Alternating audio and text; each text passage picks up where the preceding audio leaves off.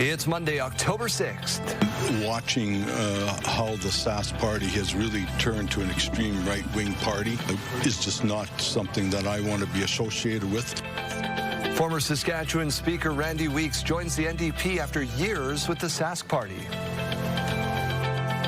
They have been waging war on public education. This underfunding is intentional. This morning, 2,500 teachers across Alberta are going on strike, leaving 700,000 students out of the classroom. See you in the Bronx, Go Blue Jays! Go Blue Jays! A picture-perfect weekend of baseball for the Toronto Blue Jays on the cusp of sweeping the Yankees. Stay with us, Saskatchewan. Your morning starts right now. A better...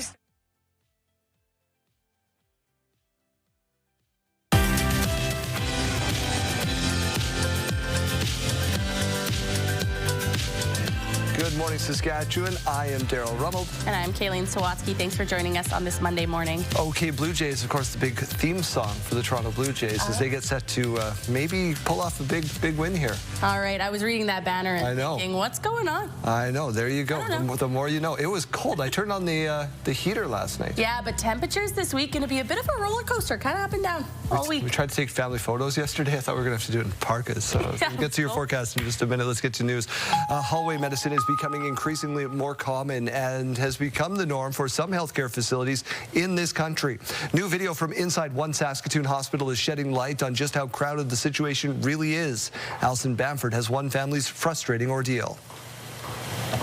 3, 4, I think there's 6 beds here, and then there's more on the other side. Video shows crowded hallways in this Saskatoon hospital lined with patients on stretchers. And for 2 days last week, that's where Lynn Harmon's mother was stuck receiving care. It literally looks like a natural disaster had just happened. Harmon shocked to see machines plugged into extension cords, portable dividers, and patients within earshot of others receiving procedures. There was absolutely no privacy. From 7 a.m. to 8 a.m., there was 172 people went by her bed. Tim Lang's mother was treated in the hallway for 4 days after having a stroke. There's patients were walking barefooted in that hallway. Somebody in the bed next to her got up and he literally peed on the floor. Hallway medicine typically happens when capacity surges in emergency departments across the country. The Canadian Medical Association calls it unacceptable. This does not provide the care we want, nor the care that they deserve. Health officials say several factors contributed to the recent capacity surge in Saskatoon, including an early wave of respiratory viruses. More people were accessing the emergency department, and they were sicker, resulting in more people being admitted, which created more capacity challenges within our hospital system. At the peak, the health authority says 42 patients were waiting for a bed, but not all were treated in the hallway, and care wasn't compromised. She just wanted help, and she got her help that she wanted. But I think we need a little bit more privacy, a little bit more dignity, a little bit more compassion. Last month, the health authority added 20 new hospital beds in Saskatoon. Another 89 are on the way. But experts say there needs to be an increase in primary care resources to help patients avoid the ER altogether. Alison Bamford, CTV News, Saskatoon.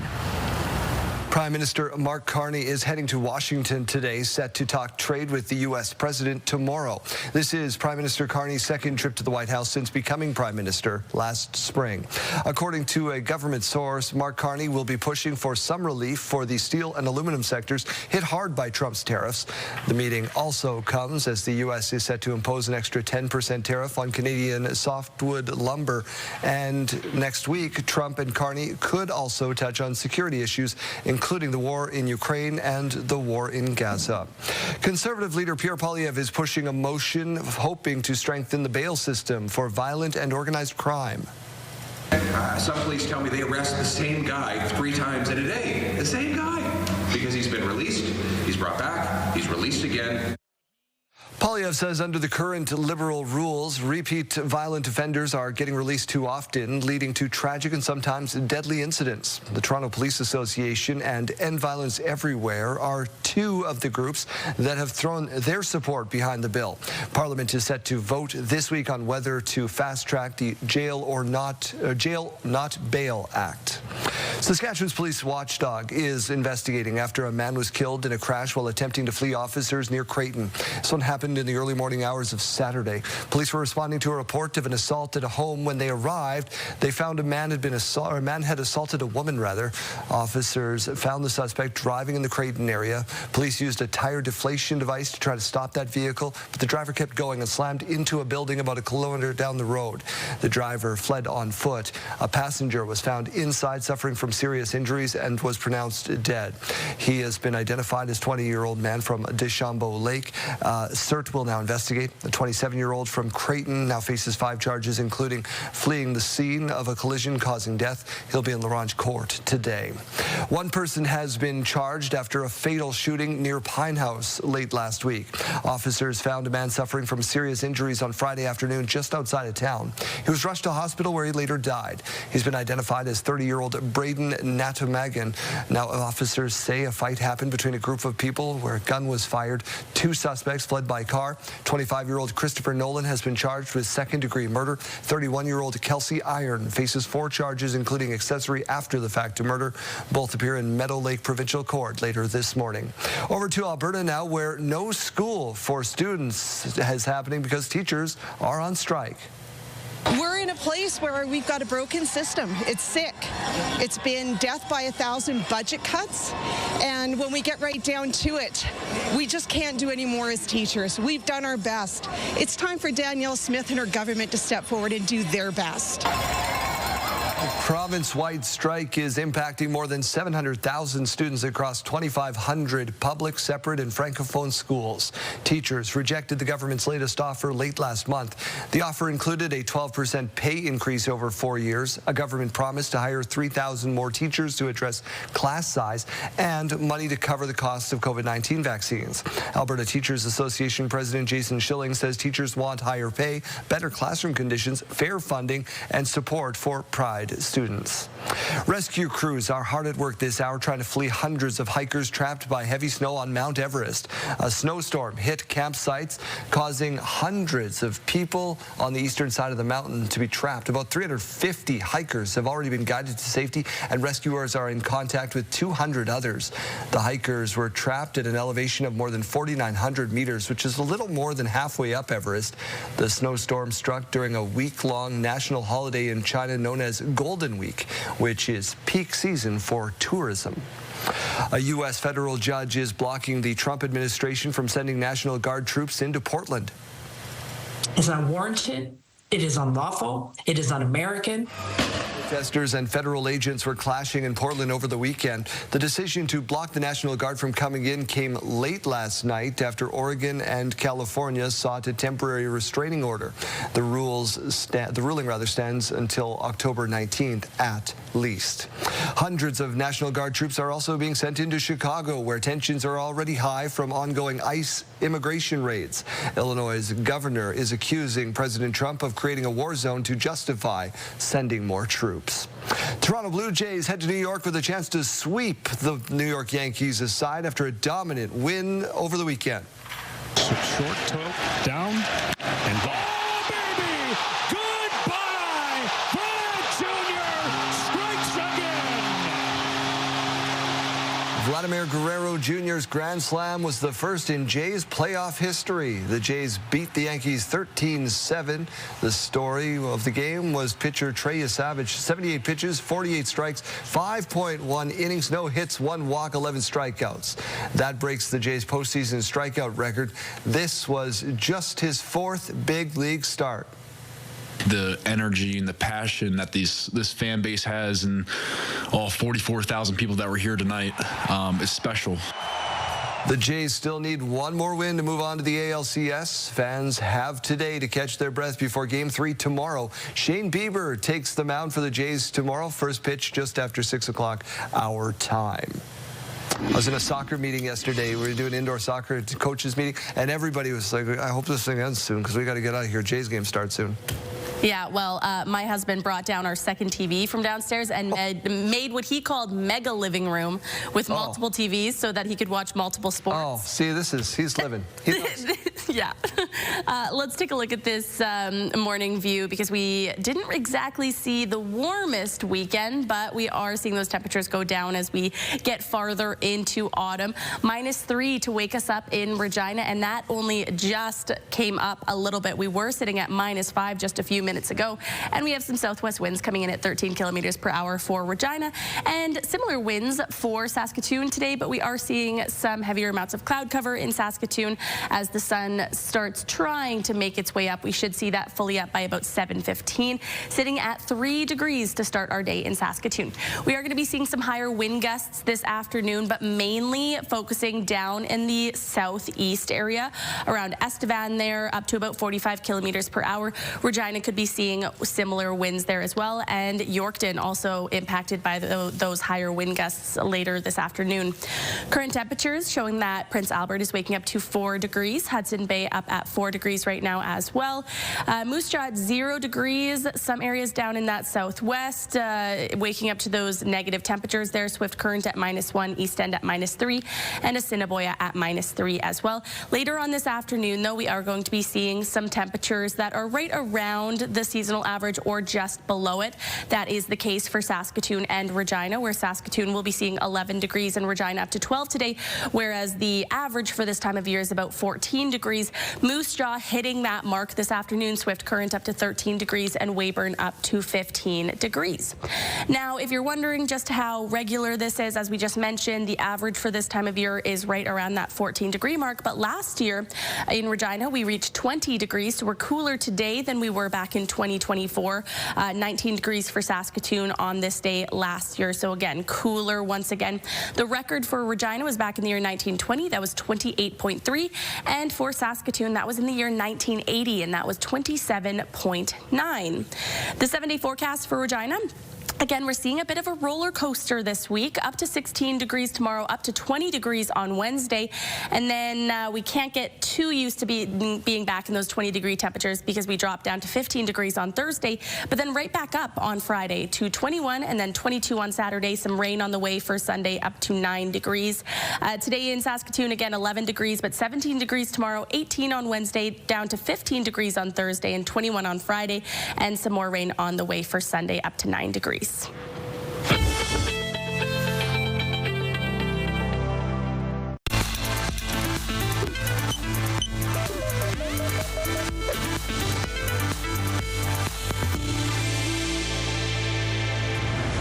It was the first day of retirement when Molly Miley received the results of her mammogram. There were signs of breast cancer. It was shocking and shattered my world for a while. Next came surgery, chemo, and radiation therapy, and that's when she noticed her senses were off. Food didn't look good. It didn't taste good. It didn't smell good. I had a very metallic taste in my mouth. At the Ohio State University Comprehensive Cancer Center, Miley met Dina Champion and learned she's not alone. It is probably one of the most common side effects I hear as a dietitian. That's why the Garden of Hope was created. Miley and more than 200 other cancer survivors and their families get free weekly vegetables and herbs, nutrition counseling, and cooking demonstrations every year. It's all geared for those who may not be into food because of their loss of taste or sore mouth from chemo. You can get outside, connect with nature, connect with your food as it's growing. And it's a space where we don't just talk to our survivors about eating more produce, but we actually go out there and we let them pick it. Miley says it's one of the best things she's done since her diagnosis, allowing her to once again enjoy food. It's definitely something we take for granted until it's gone. For Health Minute, I'm Mandy Gaither. Health Report, brought to you in part by Saskatchewan Blue Cross, protecting your health since 1946.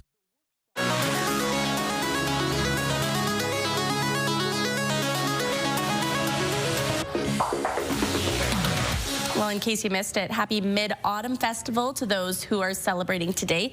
It's also known as the Moon Festival or Mooncake Festival, falling on the 15th day of the 8th month of the Chinese lunar solar calendar.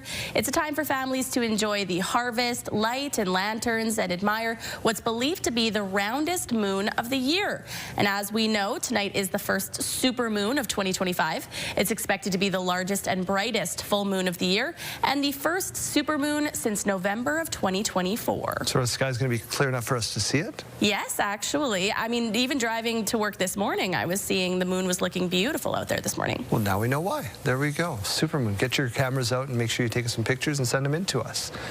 Brings us around to our totally unrelated question of the day. Yeah, so today it was a sleepy Monday morning. I said, producer Nathan, it's on you to come up with the question of the day today. And this is what he threw at us. What is a modern convenience that you would never give up? Wow. A cell phone, I guess? For me, it has been and always will be heated seats in my car. Oh. I'm sorry if that makes me When do those go on? Those go on. I will start my car in the winter from my app on my phone, another convenience that I love. And it immediately puts on my heated seats, and then I get in my car happy. You know what? The last few days, the sound machine for the kids, I wouldn't probably give that thing up. My goodness, we're exhausted. Yeah. Play along with us. Text your name and your answer. Modern convenience you wouldn't give up. 10400 is the text line. Scan the QR code on your screen. We'll share those answers throughout the show as we take a look out at a sleepy Regina this morning. Your Morning Saskatchewan's back in 3 minutes.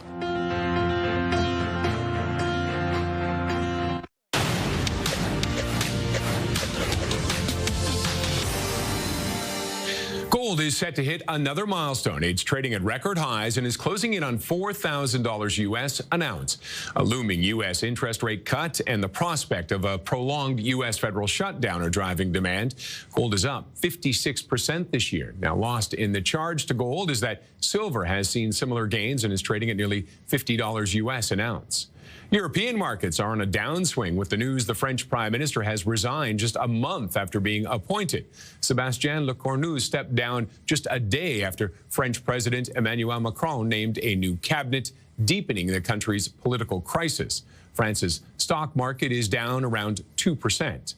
Boeing appears to be coming out of a period marred by crashes and missteps. Bloomberg is reporting that the 737 MAX production output could increase to 42 a month in October and climb to 52 a month by the end of next year. Production was capped at 38 last year after the near catastrophic failure of an Alaska Airlines flight that lost an emergency exit door. Those are your morning business headlines. For B&M Bloomberg, I'm Roger Peterson. Oh, Thanksgiving is right around the corner. Mike Sioni, you're at the Friendship Inn this morning. What's going on? Well, they're getting ready for their annual community dinner here. There's no doubt about that. Thanksgiving, a time when we celebrate and also when we get an opportunity to give back. And Sandra Carey, that's exactly what's going on here. Talk about this annual event that you guys put on. Yeah, so our Thanksgiving meal is our biggest meal of the year. Last year we did 2,500 meals. This year we're probably going to do the same. And it's just a great way to actually support our community and give back with a really wonderful meal. No doubt. Now, what do you guys still need? We're a week out. I know you guys are donation driven. Are there things in particular that somebody at home could say, okay, I'm going to get that done this week?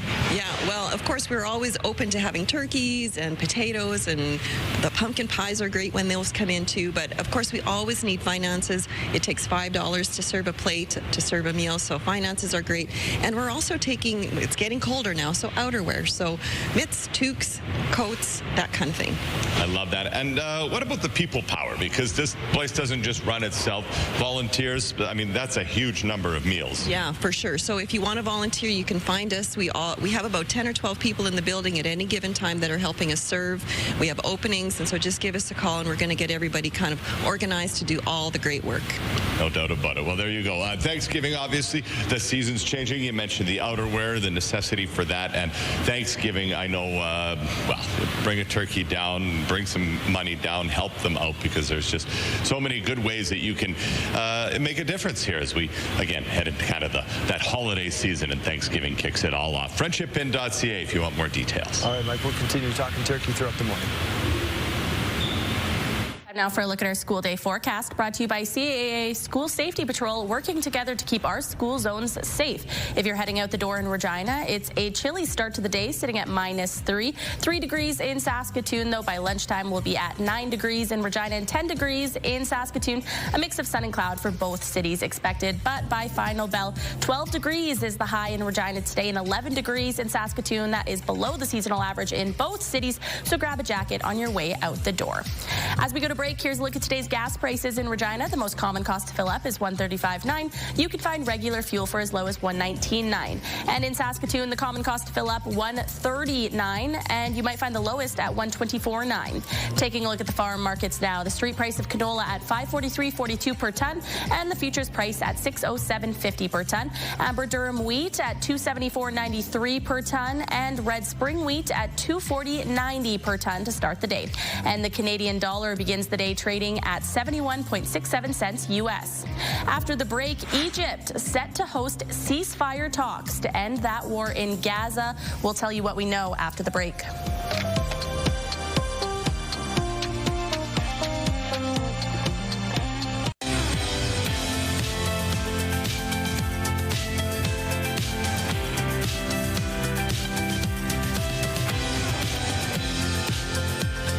Welcome to Your Morning Saskatchewan. It is 6:30. The Saskatchewan NDP's annual convention happened this weekend in Saskatoon and included a surprise. A longtime Sask Party member now carrying an NDP membership card.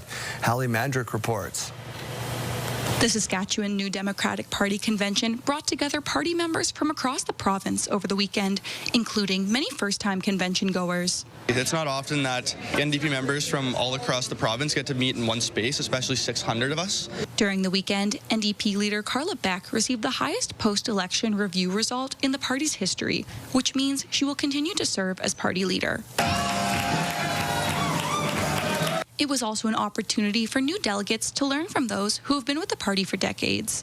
I've dedicated a lot of my time to very specific areas, including legal spaces, Indigenous legal spaces, and learning about the economy, learning about agriculture, learning about how we speak to one another across this province and how we can get things moving for everybody. I mean, I'm here to learn, and I've been learning. Among the many first-time attendees, former Sask Party Speaker of the House, Randy Weeks, showed off his new member card. My experience as Speaker and watching how the Sask Party has really turned to an extreme right-wing party, and the party is just not something that I want to be associated with. While serving as MLA and Speaker of the Legislative Assembly, Weeks posted a photo of his Sask Party membership card cut into pieces before sharing allegations of harassment among caucus members. The Sask Party provided a response to Weeks' comments, saying, quote, Randy Weeks is a disgruntled former MLA who lost his 2024 Saskatchewan Party nomination by a substantial margin, then joined the NDP to help them lose the election. But Weeks says he's not very concerned with the response of his former party. Oh, no, I don't care what they think about me being at this convention. I'm very proud to be here, and I will be supporting Carla Beck and the NDP. Hallie Mandrick, CTV News, Saskatoon. Canada's Secretary of Defense for Defense Procurement, Stephen Fuhr, says there is no new timeline for the government to make a decision on the purchase of fighter jets from the U.S. The Prime Minister will make a decision when he's ready. So this second sober look at what we're going to do moving forward isn't slowing anything down, and we'll take the time we need to get the decision right. In 2023, Canada inked a deal with the U.S. to purchase 88 F-35 fighter jets. An initial batch of 16 planes is in production. However, in the spring, Ottawa indicated it was reviewing the deal during rising tensions with the U.S. Then Defense Minister Bill Blair said Canada was looking at potential alternatives for the purchase, setting a late summer deadline to make a decision. Critics have expressed concern that Canada going back on the deal would create more friction in the defense alliance between the two countries. Egypt is hosting talks this morning, hoping for a possible Gaza ceasefire. Israeli officials and Hamas leadership will sit down for indirect talks. Qatar is also involved. Negotiations will center around a 20-point plan proposed by the U.S. president. Ahead of today's talks, President Trump urged all sides to move quickly. Saskatoon police responded to a collision on the corner of Ludlow Street and Low Avenue Sunday. Motorists were asked to avoid the area shortly after 12 o'clock, where a vehicle appeared to have collided with the side of a gas station. Police stated that there was only one vehicle involved in the collision. They're investigating. Earlier this morning, the first Nobel Prize was handed out in Stockholm. The Nobel Assembly at Karolinska Institutet has today decided to award the 2025 Nobel Prize in Physiology or Medicine jointly to Mary Branco, Fred Ramsdell, and Shimon Sakaguchi for their discoveries concerning peripheral immune tolerance. The researchers, 2 American and 1 Japanese, won the top prize for their research on how the body keeps the immune system under control so it can fight off microbes and still avoid autoimmune disease. Their work has created openings for the development of possible new treatments for cancer and autoimmune diseases alike. We don't have to worry about it here in Saskatchewan, but most Canadians will switch from daylight saving to standard time early next month, and one Liberal MP is the latest to call for an end to the ritual. She plans to table a private member's bill next week to time change. Martin McMahon reports. The time has come to address time change. Twice a year, we change our clocks. In a month, we'll roll back an hour to standard time before jumping forward again in the spring. But Liberal MP Marie-France Lalonde is set to put forward a private member's bill. She wants a pan-Canadian conference to decide on a set time that we'd stick to year-round. It is proven to negatively impact our public safety. Actually, we know that there's more road accidents, including pedestrians getting hit by cars, happen when the time changes. Experts have long warned about the negative consequences of the time changes. And this is also a question of health equity, because research tells us that some groups of the population are more affected than others. For example, children, teenagers, seniors, and people with chronic illnesses. The BC Chamber of Commerce has been advocating for this approach for some time. There is costs for small businesses to, be changing whether it's computer systems or point of sale systems. Many of that's done automatically. I know now, but there are some costs, but there's also personal costs, just in terms of our own bodies and energy, and that also contributes to safety. People on the streets of Vancouver seem to like the idea.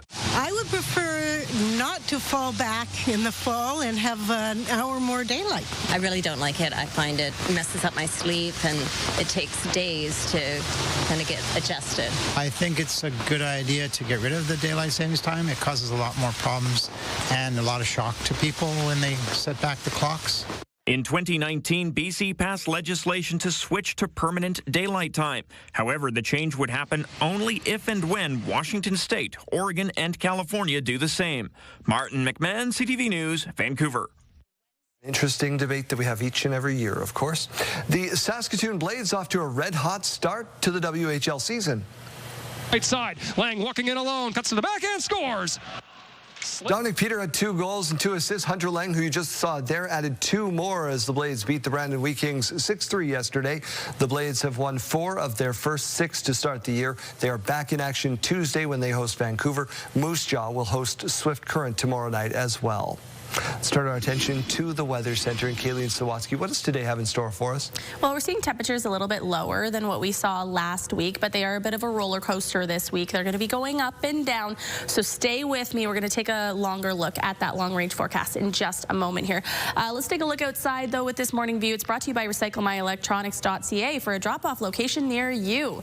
-3 degrees is where we're waking up right now in Regina. Southwest winds coming in at 13 kilometers per hour. 3 degrees to wake us up in Saskatoon with some cloud cover and winds coming in at 13 kilometers per hour. Later on in the afternoon, we are going to be seeing those winds going up, though, especially down in that southeast corner around Estevan there.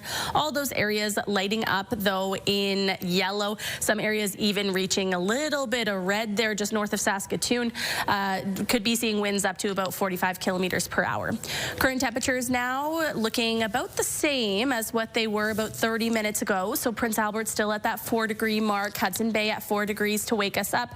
Down towards the south, we are seeing some more places into those negative temperatures to start the day. So Estevan at -3, Assiniboia at -3, and East End at -3 degrees as well. Later on this afternoon, though, we're going to be seeing a lot of places right around that seasonal average. So Moose Jaw hitting it right on the head, 14 degrees. That's the average. Swift Current up to about 13 degrees. Weyburn warmer this afternoon up to about 16 degrees. And then Estevan with that wind up to about 15 degrees. Now, we talked about that average, though. So Regina, the average this time of year is about 14.6, and the average in Saskatoon about 14.4. So both highs below that average today. Last year in Regina, we reached 20 degrees, and in Saskatoon, 19 degrees on this day in 2024.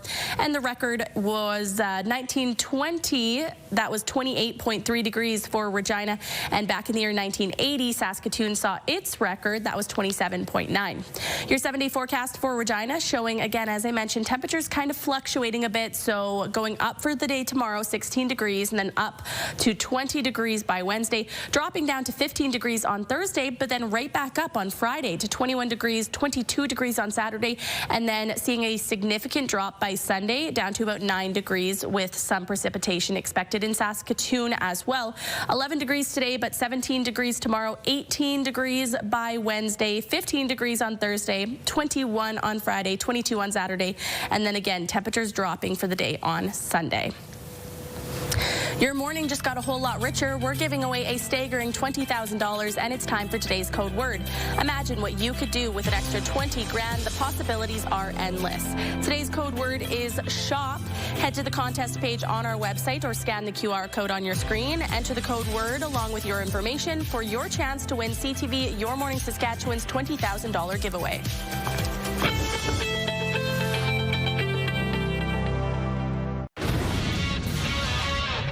Hello, and thanks for joining us here inside the SportsCenter newsroom. Laura Dykin, and it is time to unveil your must-see moment from Sunday. For that, it's off to the NFL, to the desert, for a good one between the Titans and Cardinals.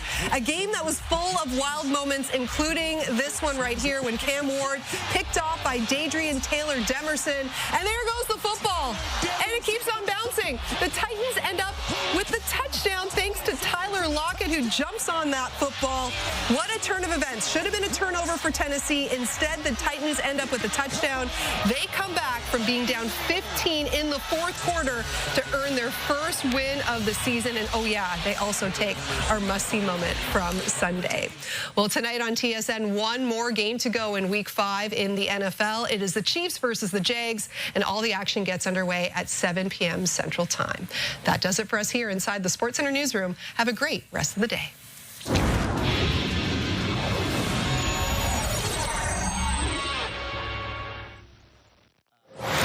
She's known around the world as the Long Island Medium, and now she's bringing her talents to the Casino Regina stage for 2 nights on October 12th and 13th. Teresa Caputo joins us this morning to talk about those upcoming shows. Teresa, thank you so much for your time. This is such a thrill. Oh, well, thank you for having me. I am so excited to be coming back to Regina. Let's just start with those shows. What can people expect when they come and see you take the stage live? I always say you can expect a night of faith, hope, and healing. And a lot of things that you would never expect spirits would talk about. I can only imagine. I have yet to see you live, but looking forward to it. You've been doing readings for so many years. Do you ever still get surprised by what comes through to you? Every single time I channel a soul. Because you have to understand, souls channel with their personality, right? The way they were before they left the physical world. So they're always surprising me with how they have me say things, even how someone departs. And sometimes even the things that they know that their loved ones have accomplished since they left the physical world is truly unbelievable. If you don't mind me saying, it never gets old. It's It's a part of the job, though. There will always be skeptics. What do you wish people knew about what it is that you do?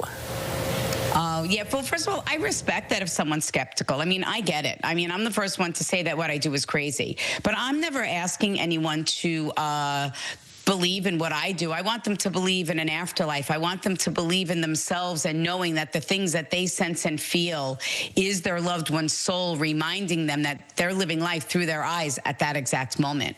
And the work that I do is so much more than communicating with people that have died. It restores people's faith. It gives them their life back. And, you know, I don't know why I'm saying this, but I also have this fan club that I formed because people were kind of taking advantage of my ticket prices. And all the proceeds after the cost of running the fan club, I donate back to the fans and also to charities in memory of people that I've channeled from my live shows. So we're able to do so many amazing things. And just not communicating with people that have died. It's truly remarkable. I mean, as you're watching this, I mean, I'm looking at the clip that you're showing now. I'm right in the audience. And, you know, the way people engage with one another and to watch a perfect stranger heal right in front of your eyes and to feel the healing energy is something amazing and remarkable. Is there any particular reading that has stayed with you through the years? Oh my God, there's so many. You know, is it the little boy that drowned in the family pool and the parents were on a brink of divorce, but after coming and having the reading, they were able to reconcile and they're still married to this day? You know, is it the families that weren't speaking to one another and they were all at the show and didn't know that they were at the show and then embraced and reconnected at one of my live shows? I mean, every single reading is memorable because it changes someone's life in a positive way. Chills this morning just hearing you talk about that story. So thank you for sharing that, Teresa. You've built such a unique career. What's something that people might be surprised to learn about you outside of your work as a medium? Oh, I think I'm afraid of the dark. All right. Yeah, I'm afraid of the dark. Okay, so something interesting that we've learned this morning about Teresa Caputo. She's going to be at the Casino Regina on October 12th and 13th. You can grab your tickets at casinoregina.com. Teresa, thank you for your time this morning. Oh, thank you so much. I really appreciate it.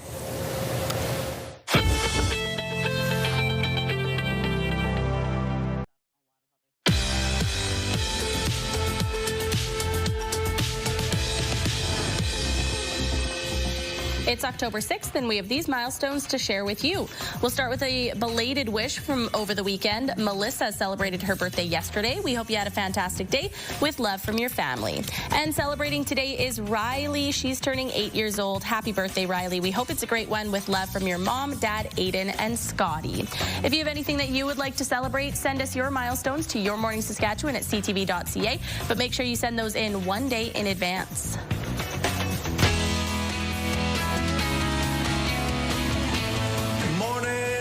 Jamaica, South Coast, we're here. Yaman, is that? Yaman. We're just checking in, and we want you to come with us all week long. Listen for your Pure Country Passport. We got it starting at 6 all the way to 6 p.m.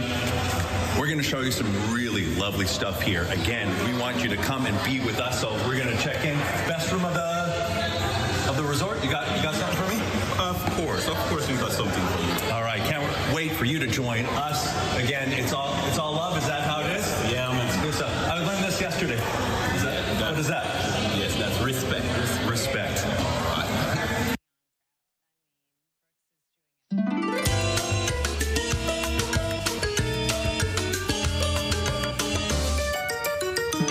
It's time for your Monday morning weather or not. Names starting with which of the following letters are not used in naming Atlantic hurricanes? Is it A, E, I, O, or U? What do you think? Just because I think Americans name these, I'm going to go with U because that's like color and all those things. Well, you are correct. Oh. Names beginning with U, along with Q, X, Y, and Z, are not used for naming Atlantic hurricanes because of the scarcity of suitable names beginning with those letters. I guess that kind of makes sense. Huh. the more you know. Yeah.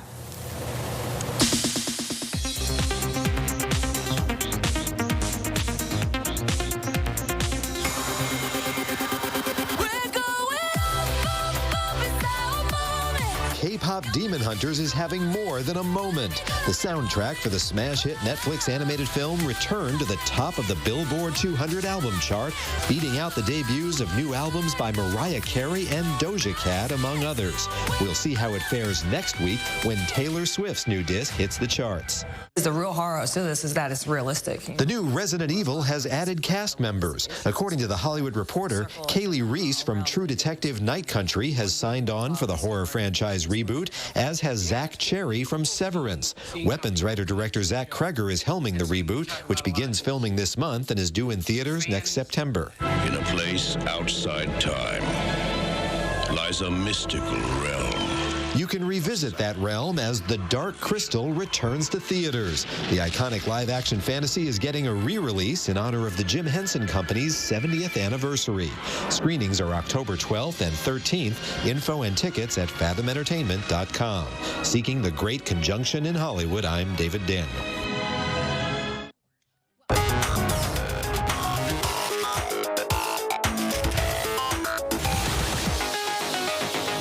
Sidebar, we begin with a woman who is trying to act out what she just read. She smiled at him with her lower teeth.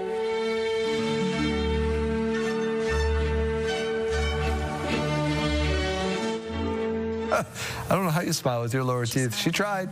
Did a good job. Nice little underbite moment. I guess. I don't know anybody that does that. Neat. All right, well, here's a playground ride that scares some adults.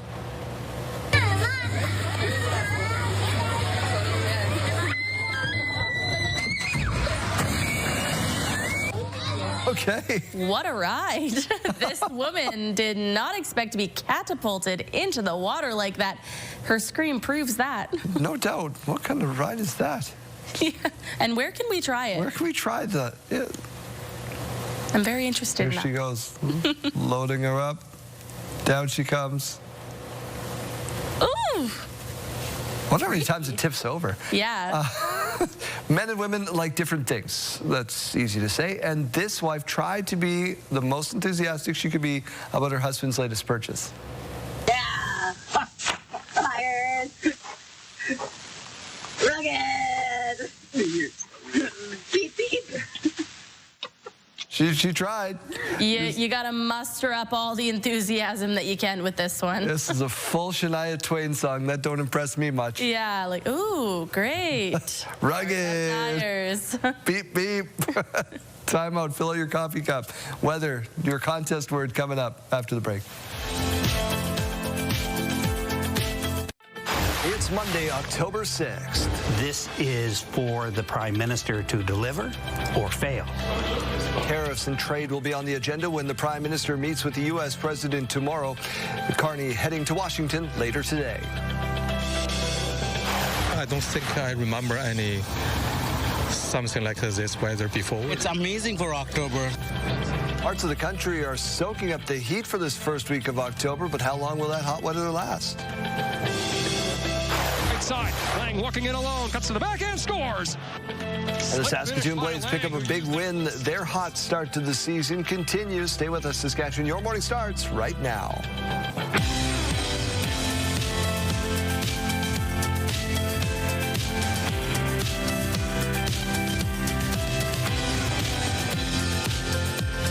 Welcome to Your Morning Saskatchewan. I'm Daryl Rummeld. And I'm Kayleen Swatsky. Good morning. Happy Monday. Feels like a sleepy Monday. It is a very sleepy Monday, although I feel like we're saying that a lot more lately, so it could just be that we have toddlers at home. I have an infant cutting molars, and it is, let me tell you, 0 stars. Do not recommend. Yeah, we don't love the teething process. Well, yours is sleeping. Mine is sleeping Better? finally, but she's between regressions. Those between regressions lasts about 2 days. I know that people out there have 0 sympathy for us.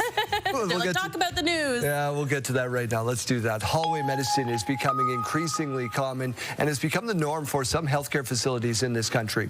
New video from inside one Saskatoon hospital shedding light on just how crowded the situation really is. Alison Bamford reports. 3, 4, I think there's 6 beds here, and then there's more on the other side. Video shows crowded hallways in this Saskatoon hospital lined with patients on stretchers. And for 2 days last week, that's where Lynn Harmon's mother was stuck receiving care. It literally looked like a natural disaster had just happened. Harmon shocked to see machines plugged into extension cords, portable dividers, and patients within earshot of others receiving procedures. There was absolutely no privacy. From 7 a.m. to 8 a.m., there was 172 people went by her bed.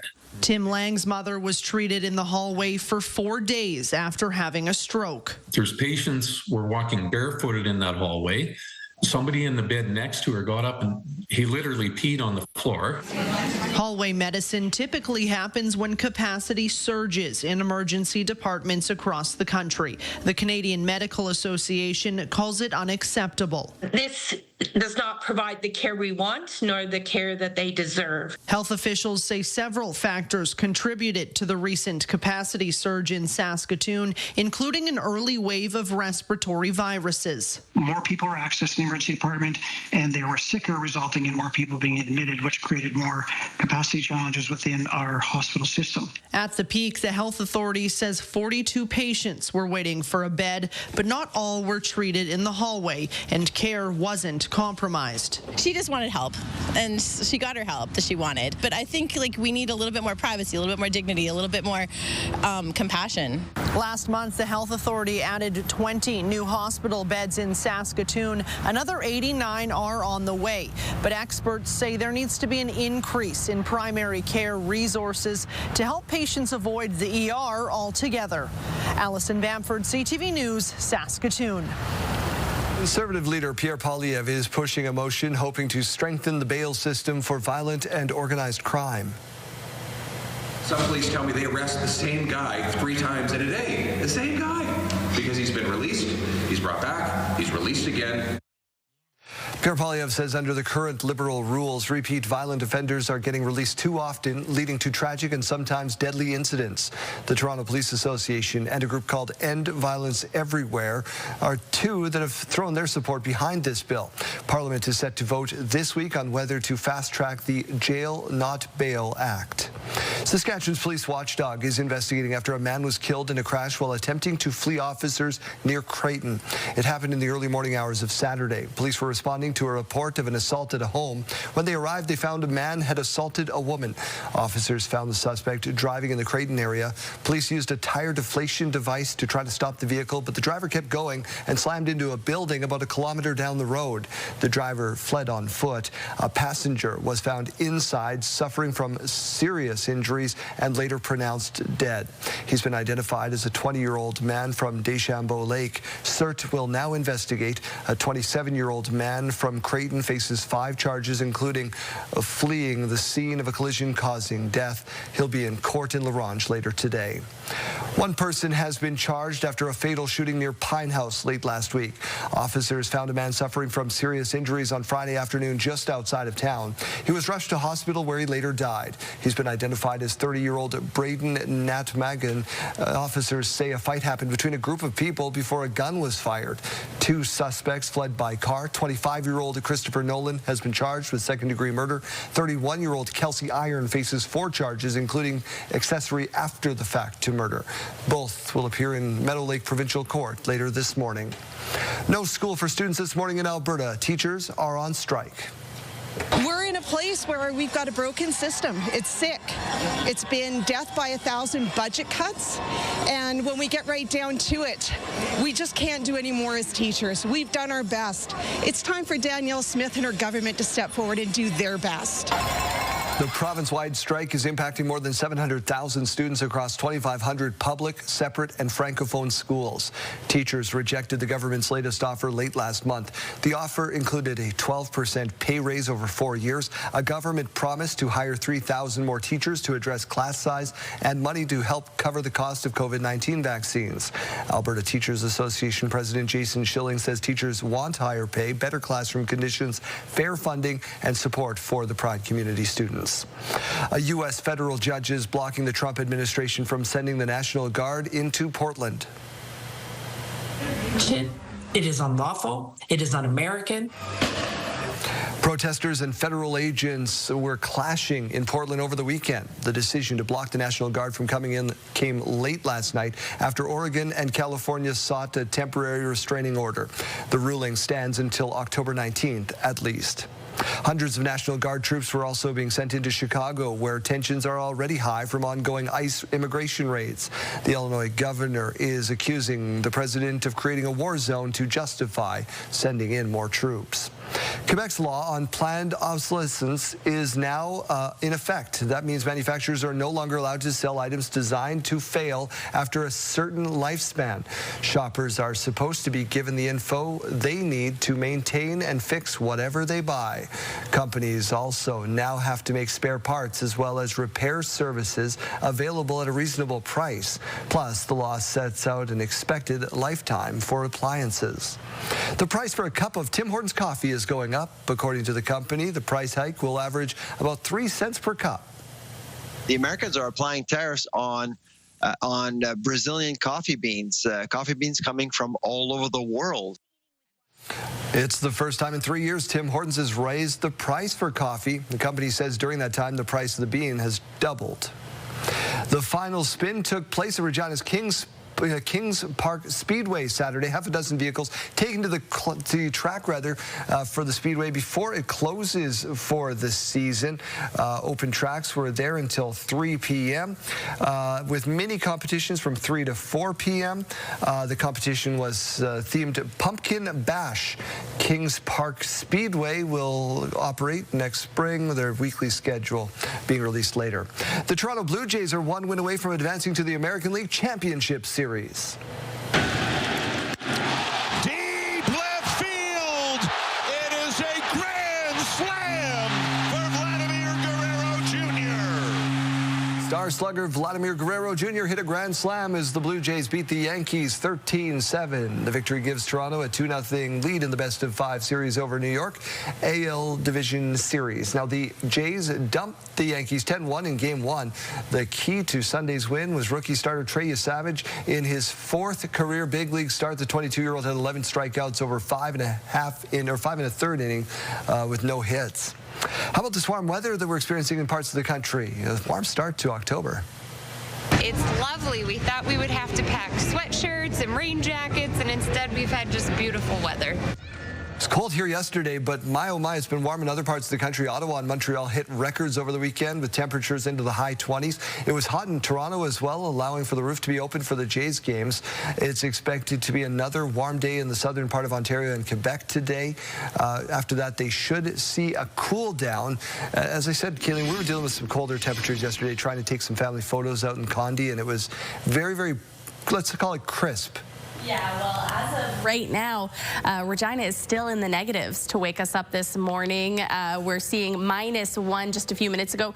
We were at -3, so things are slowly but surely starting to improve, but for the moment, we're still in those negatives. A mix of sun and cloud, though, to wake us up. The sun not fully up in Saskatoon, and we're seeing a bit more cloud cover to start the day in Saskatoon as well, but they're at least warmer at 4 degrees to start the day.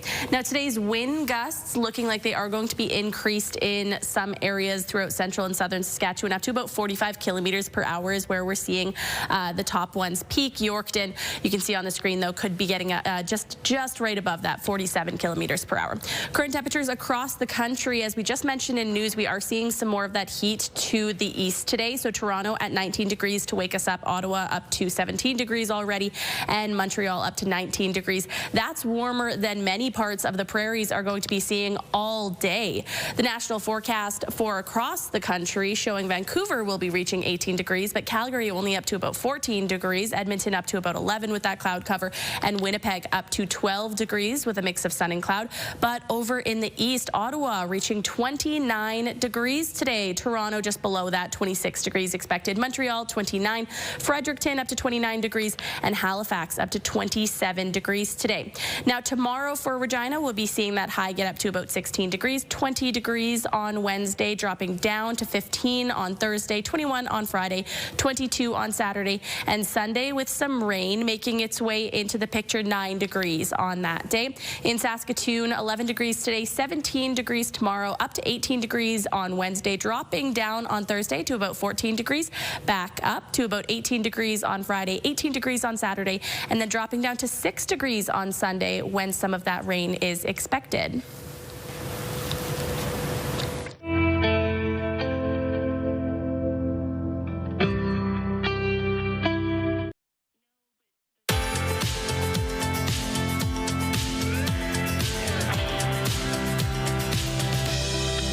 Taking a look at our rural forecast, and as we take a look outside here, you can see a high of 13 degrees for outlook today with some of that rain falling, but it could be freezing rain when we see these temperatures that we have been looking at today. Wynyard up to about 11 degrees. Also seeing some of that precipitation today down towards the south. Rockland up to 13 degrees with a mix of sun and cloud. Coronach up to 15 degrees, and Broadview with that cloud cover up to 12 degrees today.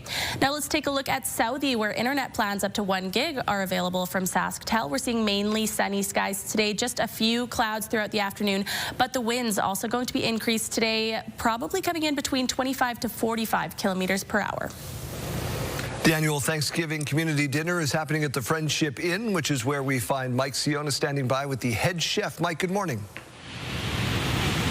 Good morning indeed. I am joined by the head chef, Janet Holness, here. 5 delicious years, we were just saying, that you've been running this kitchen. We're talking about Thanksgiving. It's a gargantuan effort. How many plates do you guys serve normally? Well, for Thanksgiving Day, we'll certainly go over 2,000 delicious meals. Delicious is the key here, too. Like, how many turkeys is that? Do you have an idea? We're prepping about 65 turkeys this year. Wow, 65 turkeys. What else goes into this meal? A lot of love, a lot of hands, a lot of community efforts. You know, Saskatoon goes into the meal. That's fantastic. I really like that, right? I mean, it could be potatoes, it could be whatever else, but that's not what is important. The important part is that community piece that you're talking about. And what kind of a volunteer effort does it take to put this on Thanksgiving specifically? It's a lot. It's a lot. And we have volunteers that comes every year that looks forward. My team is prepped and ready to go. We're always excited, you know, to prep the Thanksgiving meals and just to be a part of the community effort. Okay, and Chef, we do need a tip because not everybody's going to be able to come and help out, but I think a lot of people might want to make a turkey. You got any, like a go-to seasoning here that you can share with us? Well, we have our staples: green onions, garlic, onions, thyme. I'm from the island, so we use a lot of thyme and allspice, and Saskatoon has adapted to it, and the guests love it. Fantastic. All right. Well, thank you very much for a couple of minutes. We've got a very, very busy place here at the Friendship Inn, not just on Thanksgiving, but all year long, and we'll talk about that a little later this morning. Very much looking forward to it, Mike. Thank you for this.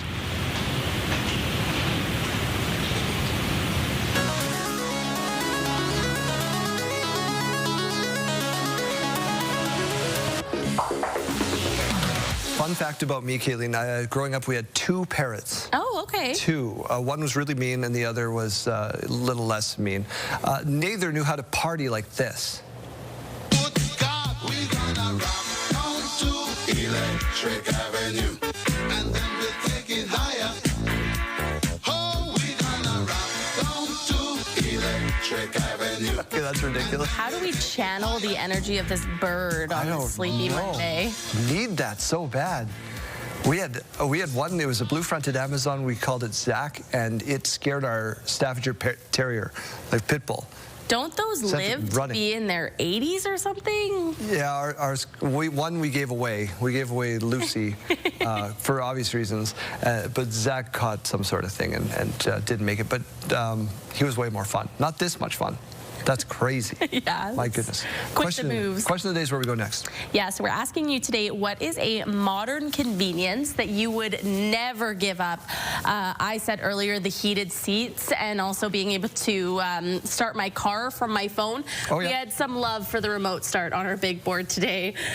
We also had my cordless power tools. Love them. No cords needed. Love that.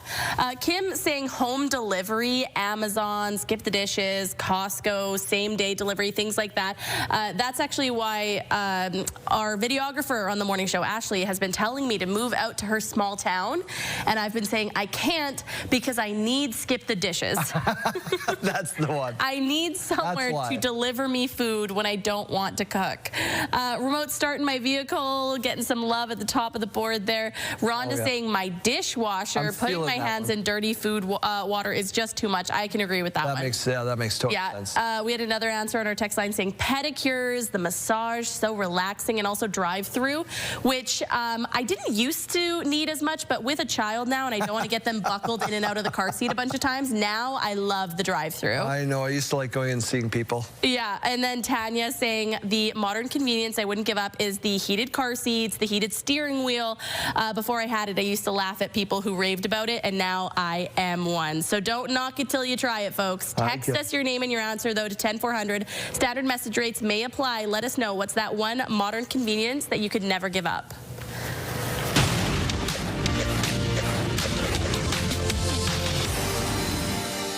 Gold is set to hit another milestone. It's trading at record highs and is closing in on $4,000 U.S. an ounce.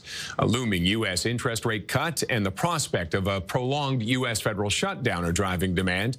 Gold is up 56% this year. Now, lost in the charge to gold is that silver has seen similar gains and is trading at nearly $50 U.S. an ounce.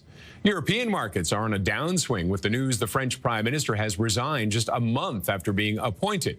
Sébastien Lecornu stepped down just a day after French President Emmanuel Macron named a new cabinet, deepening the country's political crisis. France's stock market is down around 2%. Boeing appears to be coming out of a period marred by crashes and missteps. Bloomberg is reporting that the 737 MAX production output could increase to 42 a month in October and climb to 52 a month by the end of next year. Production was capped at 38 last year after the near catastrophic failure of an Alaska Airlines flight that lost an emergency exit door. Those are your morning business headlines. For B&M Bloomberg, I'm Roger Peterson. No time left on the clock, and the last of the unbeatens has fallen in the NFL. Overnight, a real shock in Buffalo. And we have seen all we need to see tonight out of Drake May. He has delivered in a big way. From the 34, pressure on May. In the final minute of the game, the New England Patriots' second-year quarterback Drake May setting up this last-second field goal attempt. Right down the middle, Borregales nails it. Giving his team the win, 23-20 over the previously undefeated Buffalo Bills. The New England Patriots let everybody know they are here. That was fun. That was a tough one. I took everybody in that locker room, and the guys came out, and we battled. And down in Philly, the Eagles with 2 last-second chances to remain undefeated. Here's Hurts. Pass almost intercepted. And everybody looking for a flag, and it's not coming out. Sirianni is furious after looking at this. But it was not to be. The Denver Broncos defeating the Birds 21-17. This is a great one to learn from, and, we will learn from it.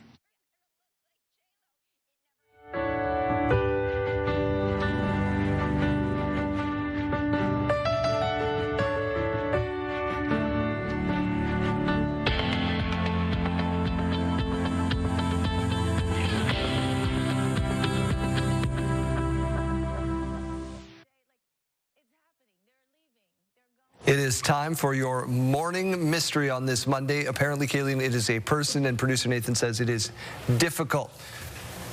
Clue number 1. This actress has a Harvard degree in government. Oh, okay. Okay. She was the only girl on her soccer team from age 9 to 13 and co-produced a film called Gracie, which is partially based on her experience.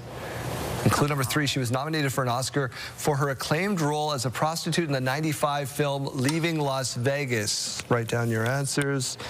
Oh. She also was in, what's it called? Cocktail. You already know it. Cocktail. Oh, Well, Cocktail's one of my favorite movies. I don't know this one. Yeah. This one's a question mark for me. I'm going to go with Elizabeth Shue. The answer is Elizabeth Shue. It's her birthday today. She turns 61. Happy birthday to Elizabeth Shue. That was today's Monday Morning Mystery. Studio consideration provided by Father's Furniture, specializing in quality Canadian-made furniture. Time now for a look at your school day forecast, brought to you by CAA School Safety Patrol, working together to keep our school zones safe. If you're heading out the door right now, it's a little chilly in Regina. We're still sitting at -1. 4 degrees in Saskatoon, though. 9 degrees by lunchtime in Regina and 10 degrees by lunchtime in Saskatoon. And by final bell in both cities, we'll be at those daytime highs. That is 12 degrees for Regina and 11 degrees for Saskatoon. But we are seeing those winds gust in both cities up to about 45 kilometers per hour. As we go to break, here's a look at those gas prices. In Regina, the most common cost to fill up is $1.35.9. You can find regular fuel for as low as $1.19.9. In Saskatoon, the common cost to fill up is $1.30.9, and you can find the lowest at $1.24.9. Taking a look at farm markets, the street price of canola at $543.42 per ton, and the futures price at $607.50 per ton. Amber Durham wheat at $274.93 per ton, and red spring wheat at $240.90 per ton. And the Canadian dollar begins the day trading at 71.67 cents U.S.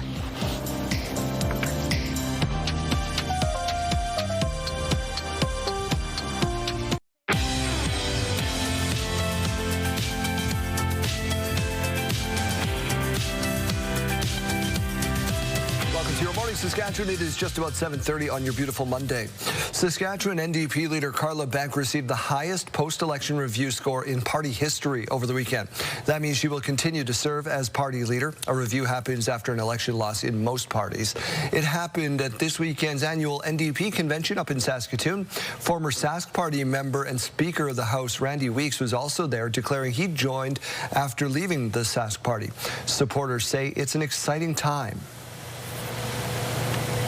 I've dedicated a lot of my time to very specific areas, including legal spaces, Indigenous legal spaces, and learning about the economy, learning about agriculture, learning about how we speak to one another across this province and how we can get things moving for everybody. I mean, I'm here to learn, and I've been learning. More than 600 people were in attendance over the weekend. Saskatoon police responded to a collision on the corner of Ludlow Street and Low Avenue on Sunday. You were asked to avoid the area if you were up in Saskatoon around 12 o'clock. That's when a vehicle appeared to have collided with the side of a gas station. Police said there was only one vehicle involved. They are continuing to investigate. Prime Minister Mark Carney heads to Washington today for his second visit with the U.S. president since taking office. Colton Prale on what to expect. As Mark Carney prepares for a sit-down with Donald Trump in Washington,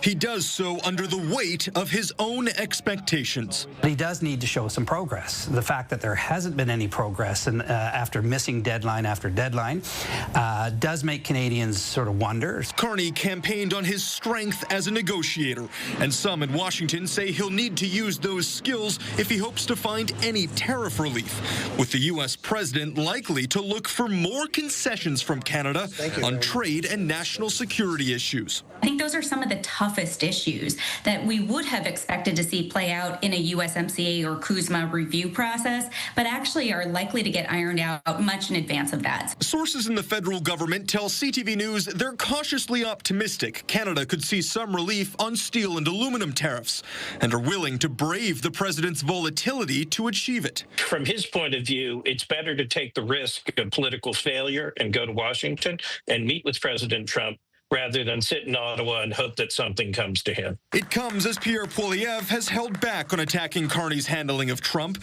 instead focusing on domestic issues like crime and affordability. Friday, Poilievre posting on social media that he hopes Mark Carney will keep his promise and negotiate a win. This is for the Prime Minister to deliver or fail.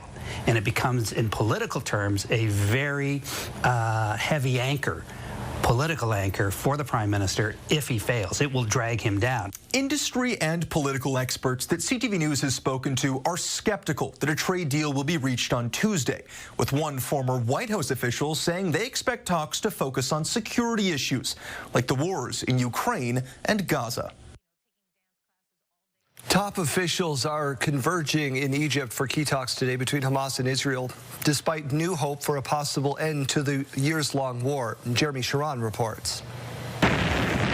Amid the smoke and rubble, a sliver of hope for this Palestinian man. We ask God to stop the war because we are exhausted, he said. As ceasefire hopes grow in the wake of a U.S.-led peace deal plan, both Israel and Hamas have shown willingness to accept at least parts of. It's a great deal for Israel. It's a great deal for the entire Arab world, Muslim world, and world. So we're very happy about it. When do you think the hostages will start being freed? I think very soon. They're in negotiation right now as we speak. Indirect negotiations between Israel and Hamas are set to take part in Egypt Monday. Key to Trump's plan, Hamas would release all of the remaining hostages, give up power in Gaza, and disarm. In return, Israel would halt its offensive and withdraw from much of the territory. Still, of course, there are lots of doubts and concerns whether it's going to take place. But as you can understand, there is a very strong sense of anticipation. That anticipation evident here outside Israeli Prime Minister Benjamin Netanyahu's residence, where anxious relatives of hostages gathered. The world must apply maximum pressure on Hamas to commit to this historic opportunity for peace. It's all that work. That's going to be hard.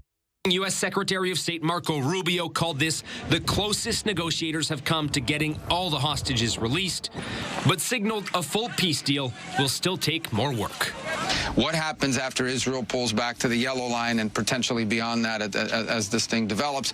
How do you create this Palestinian technocratic leadership that's not Hamas, that's not terrorists? Talks in Egypt are expected to focus on the proposed exchange of Israeli hostages for Palestinian prisoners held by Israel, with the hopes of finalizing an agreement in the coming days.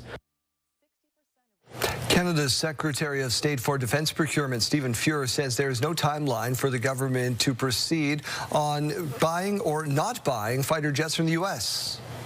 The Prime Minister will make a decision when he's ready. So this second sober look at what we're going to do moving forward isn't slowing anything down, and we'll take the time we need to get the decision right. Now, in 2023, Canada inked a deal with the U.S. to purchase 88 F-35 fighter jets. However, in the spring, Ottawa indicated it was reviewing that deal. During rising tensions with the U.S., then Defence Minister Bill Blair said Canada was looking at alternatives. Critics have expressed concern that Canada going back on the deal would create even more friction. Years after fleeing the war zone, many Ukrainians feel their future in Canada is uncertain. CTV's Alex Karpa spoke with one family who's navigating that challenge while also dealing with a major medical crisis. 10-year-old Kira Hetsi loves art. This is her work. She has made several drawings and paintings, including this one, which is one of her favorites. I like to paint like this. The last few months, however, have been challenging for Kira. 4 months ago, she was diagnosed with a brain tumor and has already undergone 3 separate surgeries. It's a situation that came as a shock to Angelina and her family. Oh, this is really hard.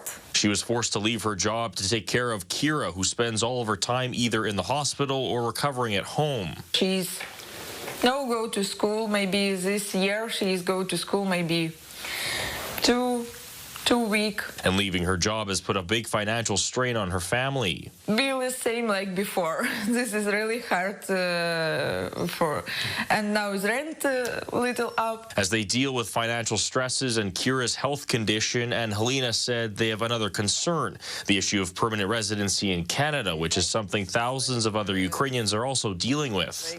They need some sense of predictability. The Canada-Ukraine Authorization for Emergency Travel program is set to expire next March, which the Ukrainian Canadian Congress points out is concerning many people. The stress of not knowing about your own status here and how long you'll be able to keep working for and supporting your family is certainly one that people think about often. Hug me.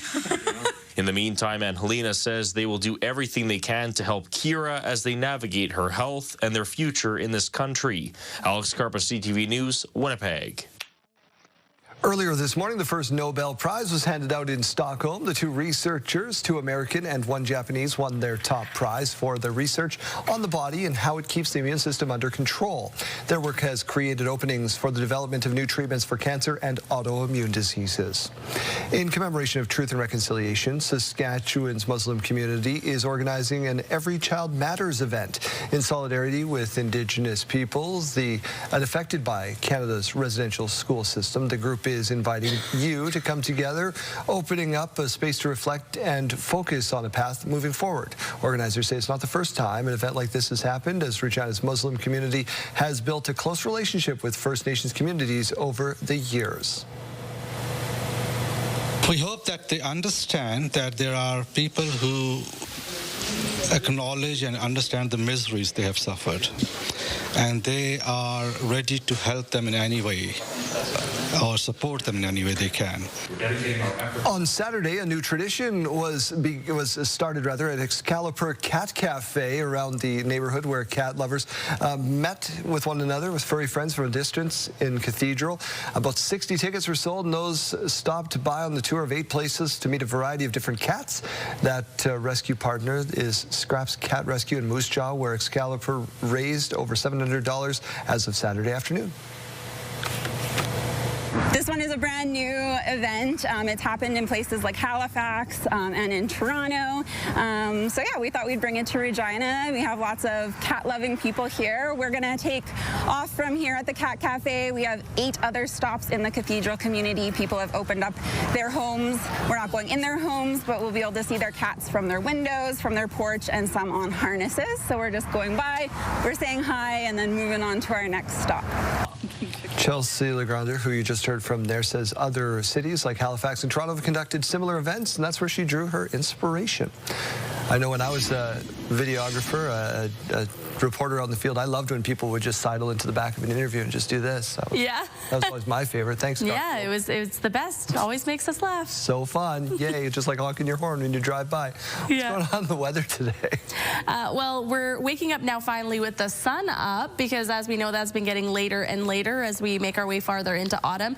But we're still into those negative temperatures in Regina, -1 to start the day. Some southwest winds coming in at 15 kilometers per hour, and some cloud cover in Saskatoon, currently sitting at 4 degrees. And this morning view is brought to you by Recycle My Electronics for a drop-off location near you. Today's wind speeds will be gusting up to about 45 kilometers per hour in many places that are lighting up in yellow on your screen. So those are increased from what we typically see this time of the day. We typically see those going up in the afternoon, but we are going to be seeing those strong into the overnight hours as well. Current temperatures now showing 4 degrees for Prince Albert, 4 degrees in Hudson Bay, 3 degrees in Melfort, and 4 degrees in Spiritwood. Some more of those minus temperatures down towards the south. -3 in East End to start the day, -2 in Assiniboia, -1 in Weyburn, and -4 in Estevan. Later on this afternoon, though, we are going to be seeing some very light precipitation in some areas, mainly in the central zones. Battleford's getting some of that rain, up to 9 degrees this afternoon. Yorkton up to 11 degrees. Also could be seeing some of that very light precipitation this afternoon. Moose Jaw up to 14 degrees with that mix of sun and cloud. Estevan with those winds, again, up to about 45 kilometers per hour. And we're only going to be seeing that high at about 15 degrees this afternoon. Now, the average for this time of year is about 14.6 degrees for Regina, 14.0 for Saskatoon. So you can see those highs today are below the average, but they will be going right back up by about the middle of this week. Last year, Regina was sitting at 20 degrees in the afternoon, and Saskatoon at about 19 degrees. So we are also lower than what we saw last year, and not close to those records either. That was 28.3 for Regina and 27.9 for Saskatoon. The 7-day forecast, though, as I mentioned, we are going to be seeing those temperatures go right back up by about Wednesday, 20 degrees with that sunshine in the afternoon, 15 degrees on Thursday, 21 on Friday, 22 on Saturday. But then we see those temperatures really drop on Sunday, and we are expecting some more of that rain on the way. In Saskatoon, 17 degrees tomorrow, 18 degrees by Wednesday, 14 degrees on Thursday, 18 on Friday, 18 on Saturday, and about 6 degrees on Sunday with that very light precipitation.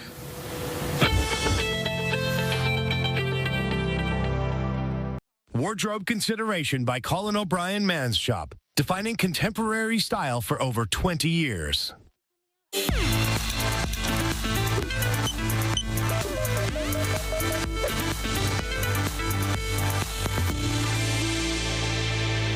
The U.S. Department of Health and Human Services announced a sweeping prescription drug reform designed to give physicians and patients real-time access to drug prices, insurance coverage details, and prior authorization requirements. The new rule allows millions of Americans to compare drug costs, understand out-of-pocket expenses, and speed up care decisions in real time by submitting authorizations electronically. Healthcare providers using certified technology can now select medications that align with a patient's insurance coverage and share data instantly with pharmacies and insurers.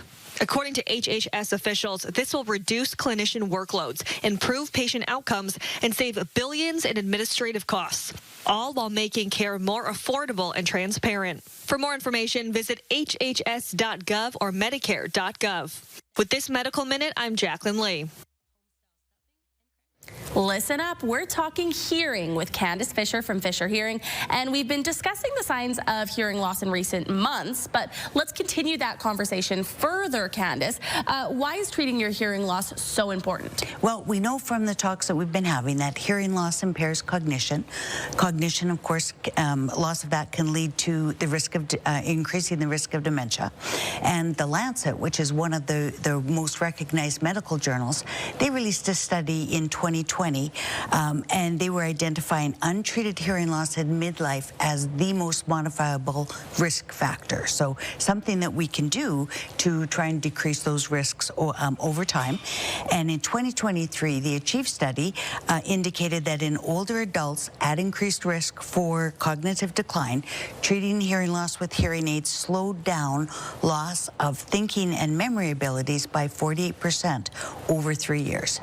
So it sounds like there really are a lot of benefits to identifying and treating this hearing loss. Yeah, absolutely. If you have hearing loss, the recommendation is always treat the hearing loss, right? The World Health Organization states that hearing loss is the most common neurological disease in the world.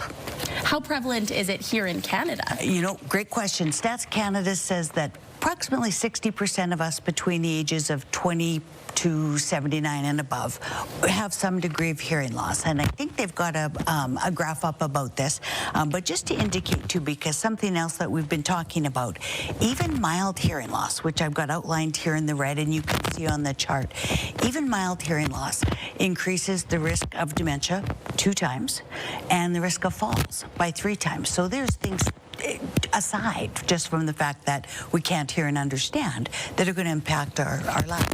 I think many people are under the understanding that if you get older, your hearing starts to go. Is it always that way, or is it due to our hobbies and our jobs? Yeah, great question. And of course, aging, just like everything else, and we never say, you know, it's because of aging. It's because it's a very delicate system that we're very hard on over a lifetime. So you think of things like fevers and medication, occupational noise. You can't farm for 60 years working 14-hour days and not affect the hearing. But there's also the really good things. There's concerts and there's football games, Go Riders, by the way, and all those other things that are noisy too. And sometimes some of our very best memories might be something that actually damaged our hearing a little bit. So we only have about 20 seconds left here, but if people are listening right now and thinking, I should get my hearing checked, how can they get in contact with you? They can give us a call, 306-522-1232, or drop in and see us at the Osler Medical Center on 1330 Osler Street. All right, thank you so much for your time this morning. Once again, that was Candace Fisher from Fisher Hearing. Here's what's happening in our community. The Club 66 Social Dance. It's a 50s and 60s theme this time. Happens Friday, October 10th at 7:30 p.m. over at the Regina Senior Citizen Center, 2134 Winnipeg Street. Call 306-529-6381. TNC Singles Club Social Dance happens Saturday, October 11th, 7:30 p.m. at Church of Our Lady, 566 Vaughan Street in Moose Jaw. For more information, call 306-630-1492. If you'd like your event featured here, email us, reginacommunity@bellmedia.ca, but please do so at least 2 weeks in advance.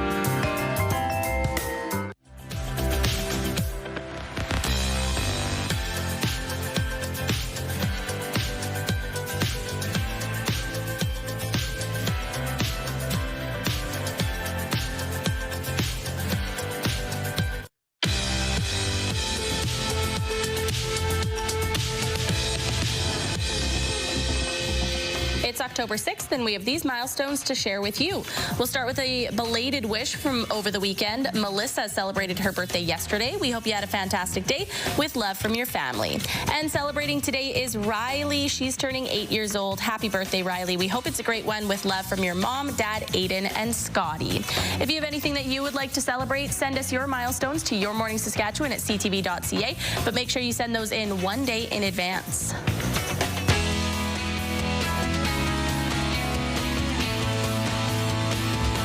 Hey, it's Brandon. We're down at Sandals South Coast. We just had a wonderful meeting of all the radio people and had a wonderful performance from Ruel and your crew. Tell us about your crew. Oh, my crew, well, we're from Kingston and we do Jamaican traditional and African traditional folk forms. We try to bring the energy everywhere we go. As you can see in the performance, you know, it's just all energy and it's all love. It is all love. Yes. If you want to come down and see this man right here, ooh, you're sweating. Again, we're giving away the code words, passwords all day long. You can go to our website, goodcountry927.ca. Before we go, everyone, can you give me a quick little move?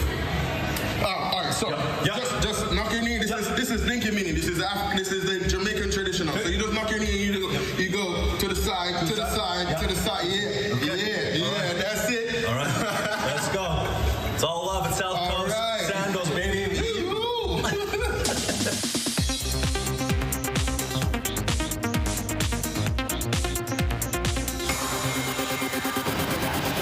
Swift's The Official Release Party of a Showgirl easily took the top spot at the box office this weekend. The 3-day release was the cinematic companion to the pop star's 12th studio album release, earning an estimated $33 million domestically, with another $13 million overseas. Viva la revolution! One battle after another, starring Leonardo DiCaprio, took the #2 spot at the box office this weekend, bringing in another $11 million here at home in its second week of release. The action thriller directed by Paul Thomas Anderson, which is already getting Oscar buzz, is now Anderson's highest grossing film ever, surpassing $100 million globally. Jaden Smith, Coleman Domingo, and Heidi Klum were among the stars of the 2025 Business of Fashion Gala in Paris over the weekend. The event celebrates those shaping the fashion industry, including designers, models, and muses, and entrepreneurs. Smith and his sister Willow were named in the Models and Muses category, as well as Domingo. I'm an actor and a director and a writer, and I didn't know there was a space for me in this fashion world. But I guess fashion and storytelling, apparently I know how to tell a story, and I feel like I've been embraced in a beautiful way. And happy birthday to Elizabeth Shue, the Adventures in Babysitting and Karate Kid actress and producer, turned 62 today. That's what's happening in Hollywood. Jacqueline Lee, ABC News. Your morning just got a whole lot richer. We're giving away a staggering $20,000, and it's time for today's code word. Imagine what you could do with an extra 20 grand. The possibilities are endless. Today's code word is shop. Head to the contest page on our website or scan the QR code on your screen. Enter the code word along with your information for your chance to win CTV Your Morning Saskatchewan's $20,000 giveaway.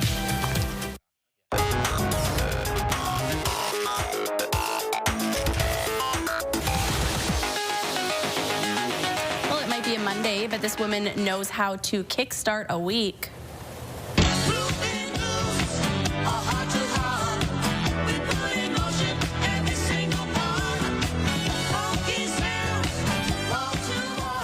So I guess this is what we're supposed to do to make us feel ready for the week. You took dance. You can do this. Oh, they're driving away now. Okay. With the door open. I need to know who's filming this because the driver cannot be doing this. This cannot be safe. Here we are just killing all of the fun. No, it worries me. Put your phone down. Wait for just to smack some kid on a bike. Here's a playground ride that scares some adults even.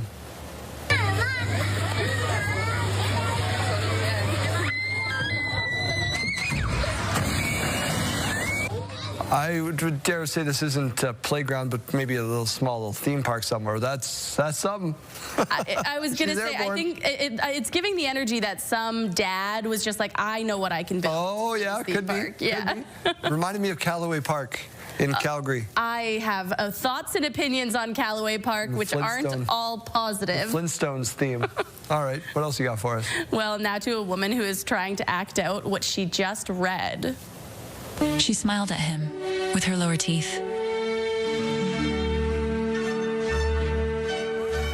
Sometimes these books, you don't fully think about what they're saying. Yeah, I guess. Yeah. Who smiles with their... Okay. She sure tried. Oh, man. That's it for us for this. We'll set up our next hour. We'll get back to you in just a minute. It is Monday, October 6th. Watching how the Sask party has really turned to an extreme right-wing party is just not something that I want to be associated with. Former Saskatchewan Speaker Randy Weeks joins the NDP after years with the Sask party. This is for the Prime Minister to deliver or fail. Tariffs and trade will be on the agenda when the Prime Minister meets with the U.S. President tomorrow.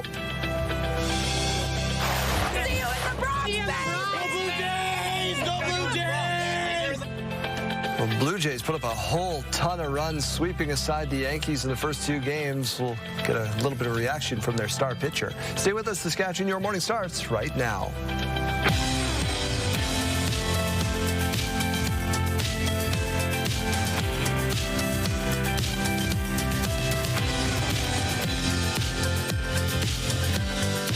Saskatchewan. I'm Daryl Reynolds. And I'm Kayleen Swatsky. Good morning. Happy Monday. I imagine that game was on in your house, in your compound of TVs. Yes, yeah. So my husband made a mega living room with multiple TVs that he brought from separate rooms so he could watch all the sports on Sunday. What was on? The football and baseball. I don't know. A little side of whatever you can click to? I didn't really pay attention. I was, watching our toddler. So if you set that up, what would be on those screens? Gilmore Girls and what else? Desperate Housewives. Okay. Yeah, those are my favorites. Brooklyn Nine-Nine. Some sort of multi-screen thing. Yeah. Let's get to your news update for this part of the hour. It is 8:01. Hallway medicine becoming increasingly common and has become the norm for some healthcare facilities in this country. A new video from inside one Saskatoon hospital shedding light on just how crowded it can really be. Allison Bamford reports. 3, 4, I think there's 6 beds here, and then there's more on the other side. Video shows crowded hallways in this Saskatoon hospital lined with patients on stretchers. And for 2 days last week, that's where Lynn Harmon's mother was stuck receiving care. It literally looked like a natural disaster had just happened. Harmon shocked to see machines plugged into extension cords, portable dividers, and patients within earshot of others receiving procedures. There was absolutely no privacy. From 7 a.m. to 8 a.m., there was 172 people went by her bed. Tim Lang's mother was treated in the hallway for 4 days after having a stroke. There's patients were walking barefooted in that hallway. Somebody in the bed next to her got up and he literally peed on the floor. Hallway medicine typically happens when capacity surges in emergency departments across the country. The Canadian Medical Association calls it unacceptable. This does not provide the care we want, nor the care that they deserve. Health officials say several factors contributed to the recent capacity surge in Saskatoon, including an early wave of respiratory viruses. More people were accessing the emergency department, and they were sicker, resulting in more people being admitted, which created more capacity challenges within our hospital system. At the peak, the health authority says 42 patients were waiting for a bed, but not all were treated in the hallway, and care wasn't compromised. She just wanted help, and she got her help that she wanted. But I think we need a little bit more privacy, a little bit more dignity, a little bit more compassion. Last month, the health authority added 20 new hospital beds in Saskatoon. Another 89 are on the way.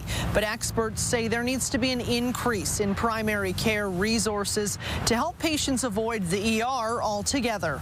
Allison Bamford, CTV News, Saskatoon. Prime Minister is heading to Washington today as he gets set for a pivotal meeting with the U.S. President tomorrow. This will be Carney's second trip to the White House since becoming Prime Minister. According to the government sources we spoke to, the PM will be pushing for some relief for the steel and aluminum sectors hit hard by Trump's tariffs. The meeting also comes as the U.S. is set to impose an extra 10% tariff on Canada's softwood lumber sector next week. Trump and Carney could also touch on security issues, including the war in Gaza and Ukraine. Before heading out this afternoon, Carney has a scheduled meeting with Alberta Premier Danielle Smith. Saskatchewan's police watchdog is investigating after a man was killed in a crash while attempting to flee officers near Creighton. It happened in the early morning hours of Saturday. Police were responding to a report of an assault at a home. When they arrived, they found a man had assaulted a woman. Officers found the suspect driving in the Creighton area. Police used a tire deflation device to try to stop the vehicle, but the driver kept going and slammed into a building about a kilometer down the road. The driver fled on foot. The passenger inside that vehicle, suffering from serious injuries, later pronounced dead. He's been identified as a 20-year-old man from Deschambault Lake. CERT now going to investigate. A 27-year-old man from Creighton faces 5 charges, including fleeing the scene of a collision causing death. He will be in court in La Ronge today. One person has been charged after a fatal shooting near Pine House late last week. Officers found a man suffering from serious injuries on Friday afternoon just outside of town. He was rushed to hospital where he later died. He's been identified as 30-year-old Brayton Natomagan. Officers say a fight happened between a group of people before a gun was fired. 2 suspects fled by car. 25-year-old Christopher Nolan has been charged with second-degree murder. 31-year-old Kelsey Iron faces 4 charges, including accessory after the fact to murder. Both will appear in Meadow Lake Provincial Court this morning. No school for students in Alberta. Teachers are on strike. Place where we've got a broken system. It's sick. It's been death by 1,000 budget cuts, and when we get right down to it, we just can't do any more as teachers. We've done our best. It's time for Danielle Smith and her government to step forward and do their best. The province-wide strike is impacting more than 700,000 students across 2,500 public, separate, and francophone schools. Teachers rejected the government's latest offer late last month. The offer included a 12% pay raise over 4 years, a government promise to hire 3,000 more teachers to address class size, and money to cover the cost of COVID-19 vaccines. Alberta's Teacher Association president says teachers want higher pay, better classroom conditions, fair funding, and support for Pride students. A Trump-appointed federal judge has temporarily blocked the deployment of the National Guard to Portland, Oregon.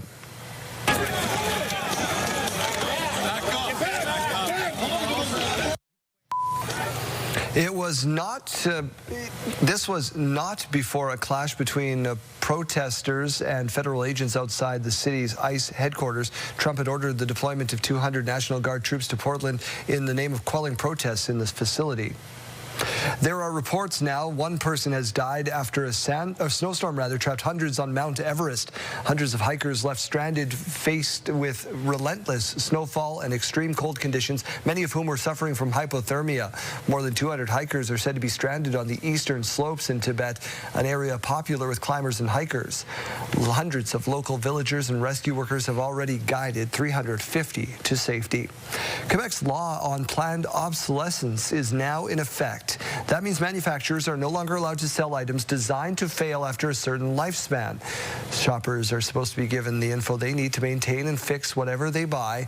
Companies also now have to make spare parts as well as repair services available at a reasonable price. Plus, the law sets out an expectation for a lifetime of appliances. Saskatoon police continue to investigate after a car slammed into a gas station this weekend. This one happened on the corner of Ludlow Street and Low Avenue on Sunday shortly after noon. Only 1 vehicle was involved. No word yet on the crash. cause. The Pumpkin Bash took place in Regina this weekend. The road race was at Kings Park Speedway. This was an event before the closure for the season. Track officials already looking forward to next year. Cat lovers took a stroll around Cathedral in Regina for a good cause on Saturday. 8 businesses took part. So here's how it works. You hop from place to place meeting different cats, and along the way you socialize and you visit with other cat lovers. Excalibur Cat Cafe and Moose Jaw's Scraps Cat Rescue put this thing on. This one is a brand new event. It's happened in places like Halifax and in Toronto.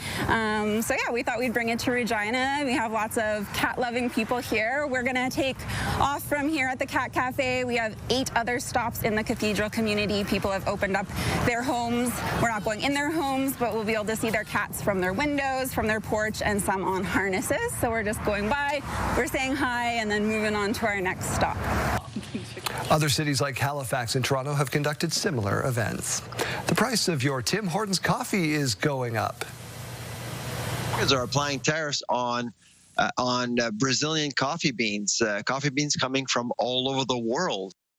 First time in 3 years, Tim's has raised the price of its coffee. It's about 3 cents per cup. The company says during the time, the beans price has more than doubled. Toronto Blue Jays head to New York with a chance to sweep the Yankees aside after another dominant win yesterday. Short toe, down, and ball. Oh, baby! Goodbye! Vlad Jr. strikes again! That bat flip. Vladdy Guerrero Jr.'s grand slam, the first in Jays playoff history.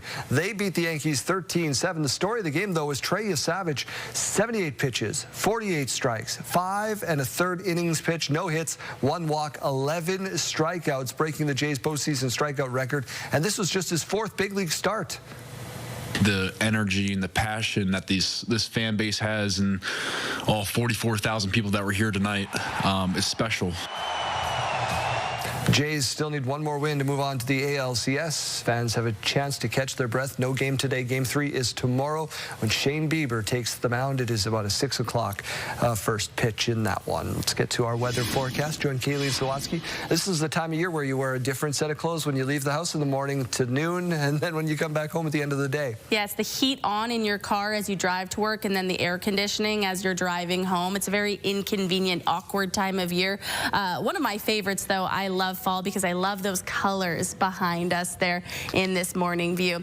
We're sitting at 0 degrees in Regina, which I guess is a better start to the day than when we were in the negatives just about an hour ago. We were at -5. So things are improving out there. The winds are starting to go up, though. They're currently coming in at 24 kilometers per hour. Could be gusting up to about 45 kilometers per hour in Regina and Saskatoon this afternoon. Saskatoon waking up to 4 degrees, but we are seeing some heavier amounts of cloud cover through the central zones to start the day.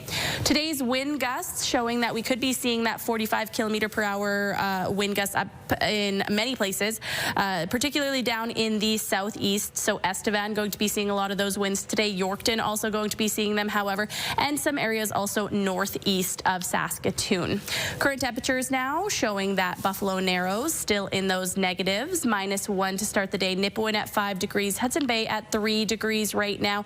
Swift Current 0 degrees, East End -4, and Assiniboia we're seeing things start to try and climb out of the negatives there, sitting at 0 degrees as well. Today's forecast showing that we are seeing some temperatures below those averages. So Saskatoon up to 11 degrees, Regina up to 12 degrees, Moose Jaw up to 14 degrees though, Weyburn up to 15, and 15 degrees expected in Estevan as well with those winds this afternoon. Now, the Almanac showing just how typical that is. So 14.6 is the average for Regina, 14.0 in Saskatoon this time of year. Last year, Regina reached 20 degrees on this day in 2024 and 19 degrees for Saskatoon on this day last year. The record for Regina back in the year 1920, that was 28.3 degrees, and in 1980 in Saskatoon, 27.9 degrees. The 7-day forecast in Regina showing a bit of a roller coaster for those temperatures. temperatures 16 degrees tomorrow, 20 degrees on Wednesday, but then right back down to 15 degrees on Thursday, back up on Friday, 21 degrees, 22 degrees on Saturday, and then dropping significantly on Sunday down to 9 degrees with some rain on the way.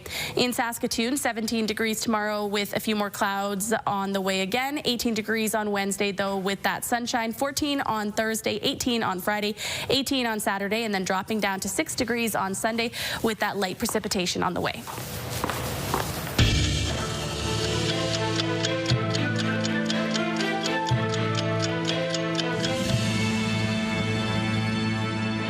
In 2017, the Canadian government announced an $800 million settlement with survivors of the 60s scoop.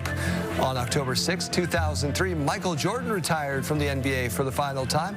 Among his accolades, 5 regular season MVPs, 6 NBA Finals MVPs, and 6 NBA championships. And on this day in 2010, Instagram was founded in San Francisco, and now we all do it for the gram.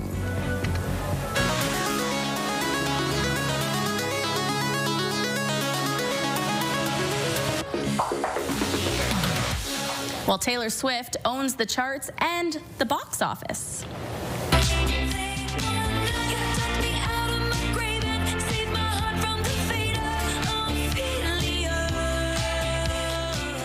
The video for The Fate of Ophelia dropped last night. It already has more than 8 million views on YouTube.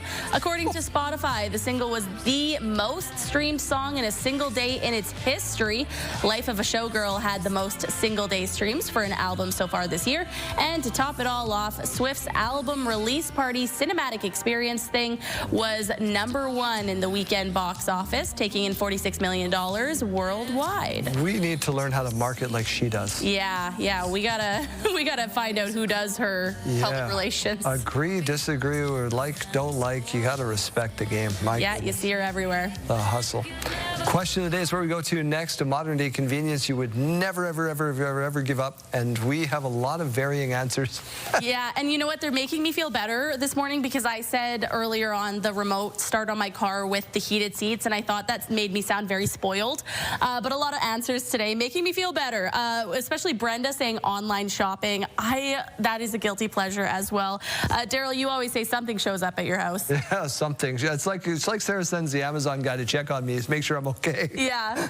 Julius sending us some flowers this morning. CTV Morning News. Thank you, Julius. Marie saying AC and heat. Lori saying would not be giving up the cell phone. We also have, I love my convenience of the vehicle app to start the car. It's not even just about the buttons anymore on the key fobs. It's about the apps. Yeah. You can do it from anywhere. Also loving the convenience of skip the dishes. Michelle on X saying my Keurig and my car starter.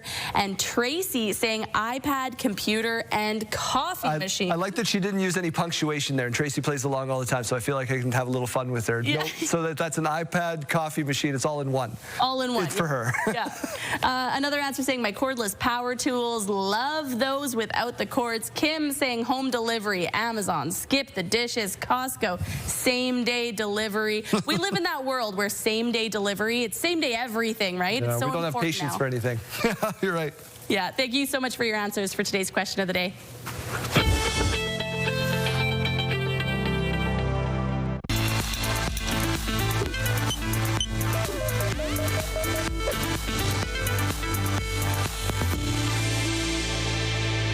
This morning, a new study is offering hope for families concerned about peanut allergies. Research finding a few simple but powerful tools, such as short training videos, electronic reminders, and parent handouts, helped pediatricians give clearer advice on when to safely introduce peanuts to babies. Millions of people are living today with food allergies, which is very limiting and in some situations dangerous. Since 2017, national guidelines have urged early peanut introduction to prevent allergies, but surveys find few pediatricians consistently follow these guidelines. The study's authors say this simple approach could prevent thousands of peanut allergies each year. Now we have an opportunity to prevent peanut allergy, an often lifelong and severe food allergy, and pediatric pediatric clinicians are essential to making this happen.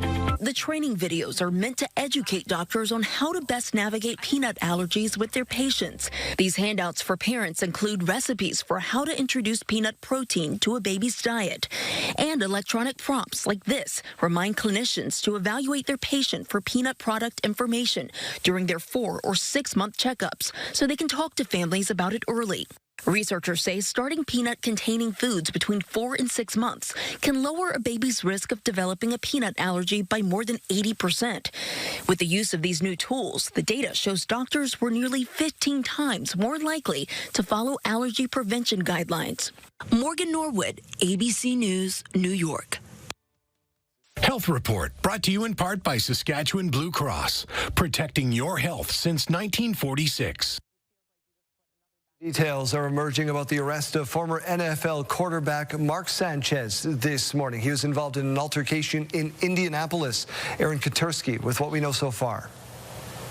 This morning, former New York Jets quarterback Mark Sanchez is facing misdemeanor charges after an alleged drunken fight with a truck driver. I'll be following the medic to Eskenazi. Patient's critical right now. Police say Sanchez approached a 69-year-old truck driver in the loading dock of a downtown Indianapolis hotel. The driver told police Sanchez smelled of alcohol and his speech was slurred. Court records say Sanchez climbed into the truck and prevented the driver from calling for help before there was a fight, and Sanchez shoved the driver. Sanchez ended up pepper sprayed and stabbed multiple times after the driver told police he thought to himself, "This guy's trying to kill me." This is a situation that didn't need to happen and should not have happened. The allegations involved here involve a 38-year-old former professional athlete becoming involved in a physical confrontation with a 69-year-old man who is just attempting to do his job. Sanchez, who played 8 seasons in the NFL, was in Indianapolis to be part of the broadcast team for Sunday's Colts-Raiders game. Aaron Katersky, ABC News, New York. Mike Sion is at the Friendship Inn in Saskatoon this weekend ahead of Thanksgiving. We turn things over to him now. Mike, good morning. Well, we've been talking about Thanksgiving all morning long here at the Friendship Inn, but Sandra, today is not Thanksgiving, and every day except for one is not Thanksgiving. Yet here we are with a hub and bub of activity in the kitchen. Talk to me about what you guys do here. Yeah, so on any given day of the year, we've just got a whole lot going on. We're preparing between 1,200 and 1,800 meals every single day. That's a lot of food. We're moving about 2,000 pounds of food through our kitchen every day, and it takes a lot of hands and a lot of hearts. No doubt about it. Let's talk about then the need and the necessity for you guys. How do you kind of balance that over the course of the year? Yeah, so we look to the community at these special meal times, but throughout the year we need a lot of help. We need a lot of finances. Again, we were talking about it takes about $5 a plate, so any amount of contribution really helps. Last year we clocked in at over 450,000 meals. It's just a tremendous effort, so anything that the community can do to help, we're just so grateful. No doubt, and obviously the volunteer component. I mean, we're seeing a whole bunch of chefs in the kitchen here, for a lack of a better term, and you need that all year long. I know it feels good to give it Thanksgiving, but it's just as impactful in the middle of February as it is in the middle of June. You bet. The volunteers are the backbone of our organization. We couldn't do what we do unless we had people coming to contribute their time, whether you're an individual or you want to bring a friend, or you've got a corporate team or a group team that you want to bring in. It's a great way to build a community, build team, and just really help a really great cause. Perfect. Well, thank you very much. Sandra Carey, CEO of the Friendship Inn. We didn't mention that off the top of this segment, so I just wanted to do it now. friendshipinn.ca if you have any other questions. And don't forget, the big Thanksgiving community dinner is next Monday. Your morning just got a whole lot richer. We're giving away a staggering $20,000, and it's time for today's code word. Imagine what you could do with an extra 20 grand. The possibilities are endless. Today's code word is shop. Head to the contest page on our website or scan the QR code on your screen. Enter the code word along with your information for your chance to win CTV Your Morning Saskatchewan's $20,000 giveaway.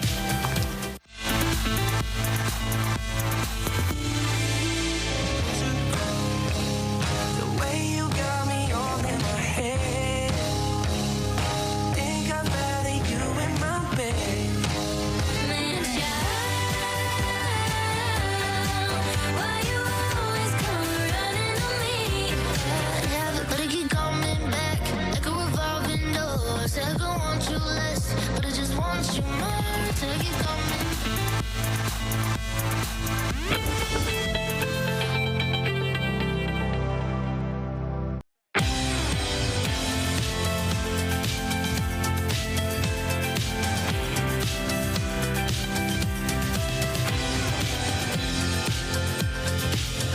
Welcome to Your Morning Saskatchewan. It is 8:28 on this Monday. Here's what's making news for this part of the hour. The Saskatchewan NDP's annual convention wrapped up this weekend in Saskatoon and included a surprise. A longtime Sask Party member now carrying an NDP membership card. Hallie Mandrick reports. The Saskatchewan New Democratic Party convention brought together party members from across the province over the weekend, including many first-time convention goers. It's not often that NDP members from all across the province get to meet in one space, especially 600 of us. During the weekend, NDP leader Carla Beck received the highest post-election review result in the party's history, which means she will continue to serve as party leader. It was also an opportunity for new delegates to learn from those who have been with the party for decades. I've dedicated a lot of my time to very specific areas, including in legal spaces, Indigenous legal spaces, and learning about the economy, learning about agriculture, learning about how we speak to one another across this province and how we can get things moving for everybody. I mean, I'm here to learn, and I've been learning.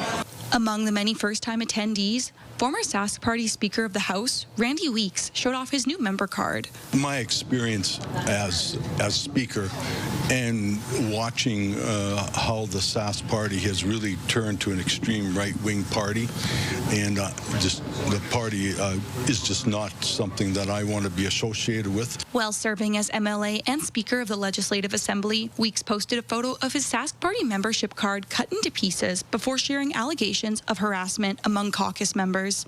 The Sask Party provided a response to Weeks' comments saying, quote, Randy Weeks is a disgruntled former MLA who lost his 2024 Saskatchewan Party nomination by a substantial margin, then joined the NDP to help them lose the election.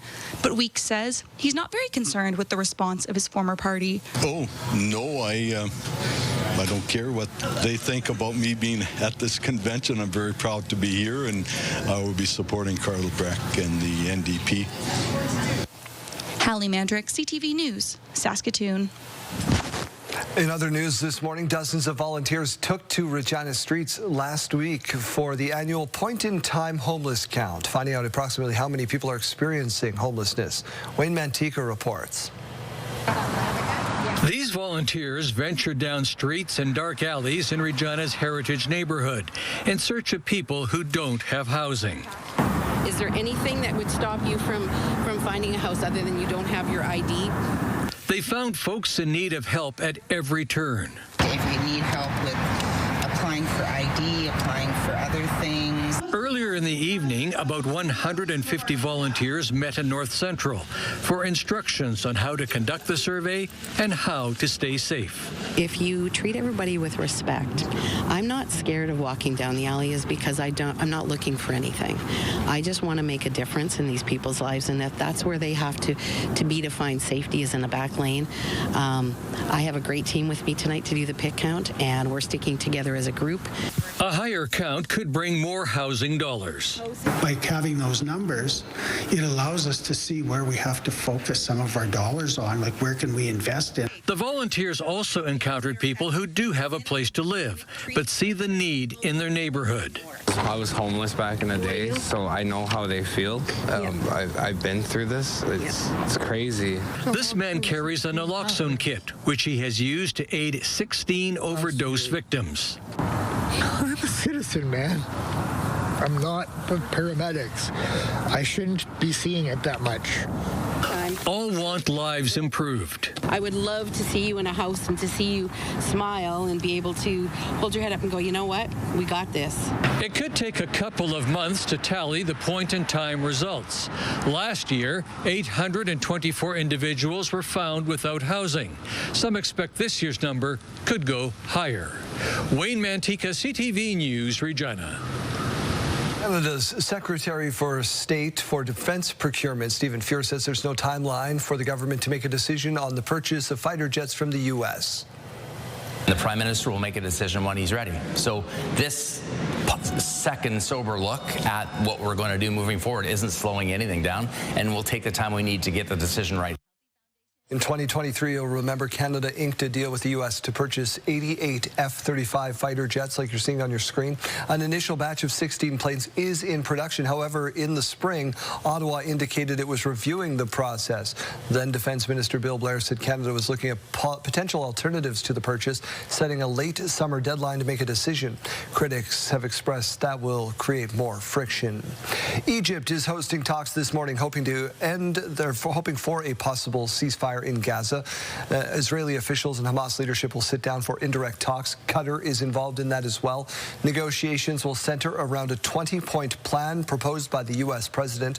Ahead of today's talks, the president urged all sides to move quickly. In France today, Gisèle Pellicotte will be back in court to face the only man who has appealed his guilty verdict in the high-profile rape trial that attracted worldwide attention. And a warning, the details of the story are disturbing.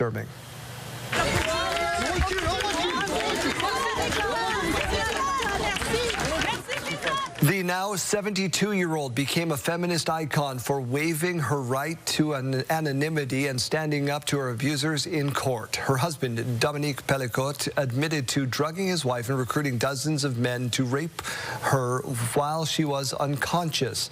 All of the co-defendants in the trial were found guilty. One of them, a 44-year-old construction worker, is challenging his conviction.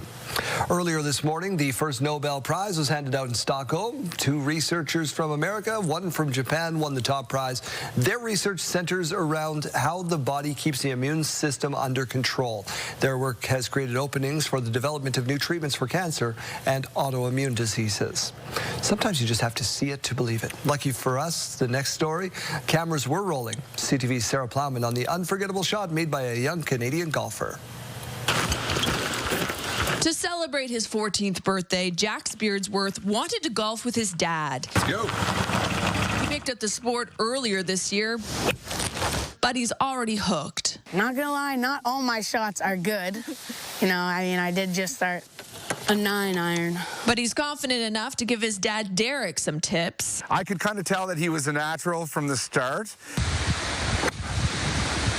Days after his 14th birthday, on the 14th hole, he swung his 8-iron. Ah! No, it didn't. No, it didn't. No, it didn't. I ran straight down to the hole. Steve went in. As soon as I got there, I saw no ball on the green, and I was like, oh, my God, it's in the hole. Hole in one! What did you think of that moment? In disbelief, in shock. Like, barely ever happened, so I was pretty happy that it did to me. Oh, buddy! Wow! Yes! I didn't have the phone out at all day.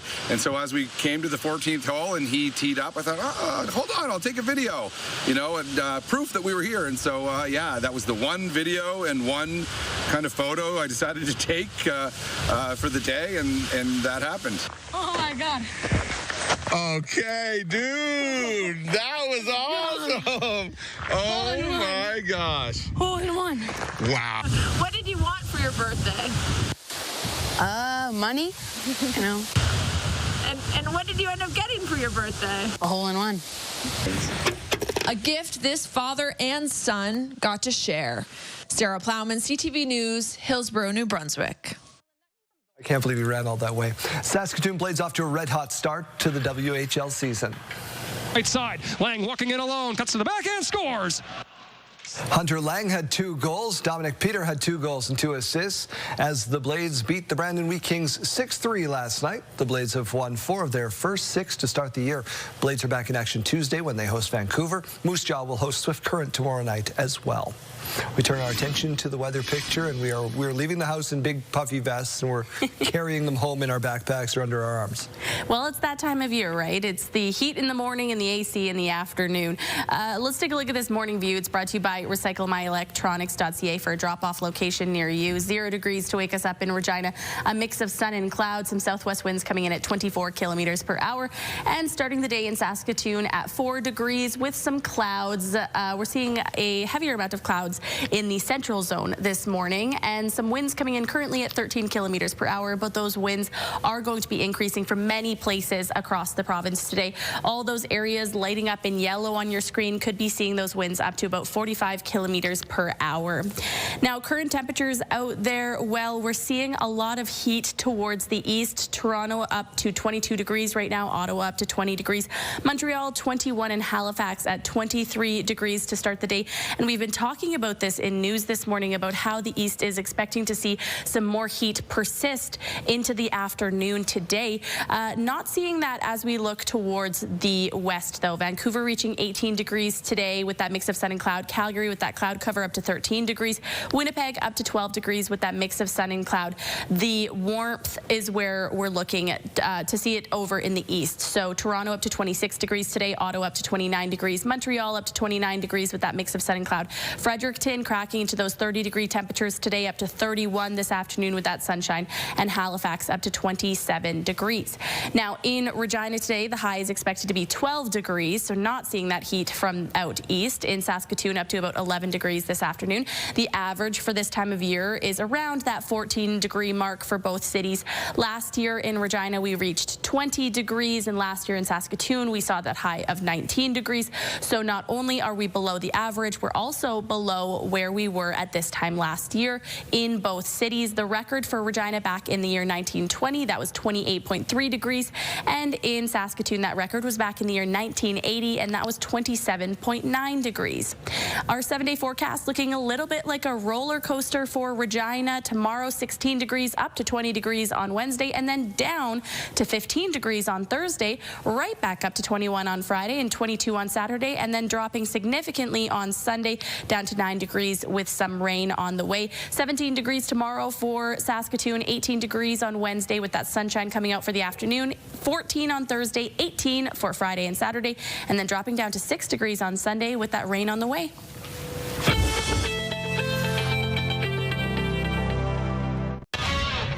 Hello, and thanks for joining us here inside the SportsCenter newsroom. Laura Dykin, and it is time to unveil your must-see moment from Sunday. For that, it's off to the NFL, to the desert, for a good one between the Titans and Cardinals. A game that was full of wild moments, including this one right here when Cam Ward picked off by Dadrian Taylor Demerson. And there goes the football, and it keeps on bouncing. The Titans end up with the touchdown thanks to Tyler Lockett, who jumps on that football. What a turn of events. Should have been a turnover for Tennessee. Instead, the Titans end up with a touchdown. They come back from being down 15 in the fourth quarter to earn their first win of the season. And oh yeah, they also take our must-see moment from Sunday. Well, tonight on TSN, one more game to go in Week 5 in the NFL. It is the Chiefs versus the Jags, and all the action gets underway at 7 p.m. Central Time. That does it for us here inside the SportsCenter newsroom. Have a great rest of the day.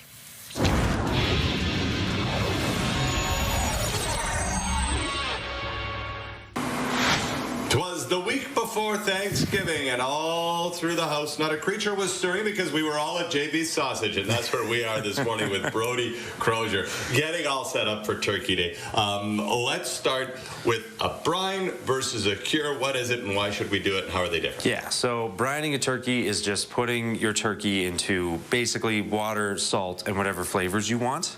We have here this all-purpose brine mix that has your salts, your little bit of cure in there, and a little bit of phosphate just to help with moisture retention so your turkey isn't dry. But you're just going to leave that in overnight. Okay. Not really any longer. Phosphate can make it rubbery.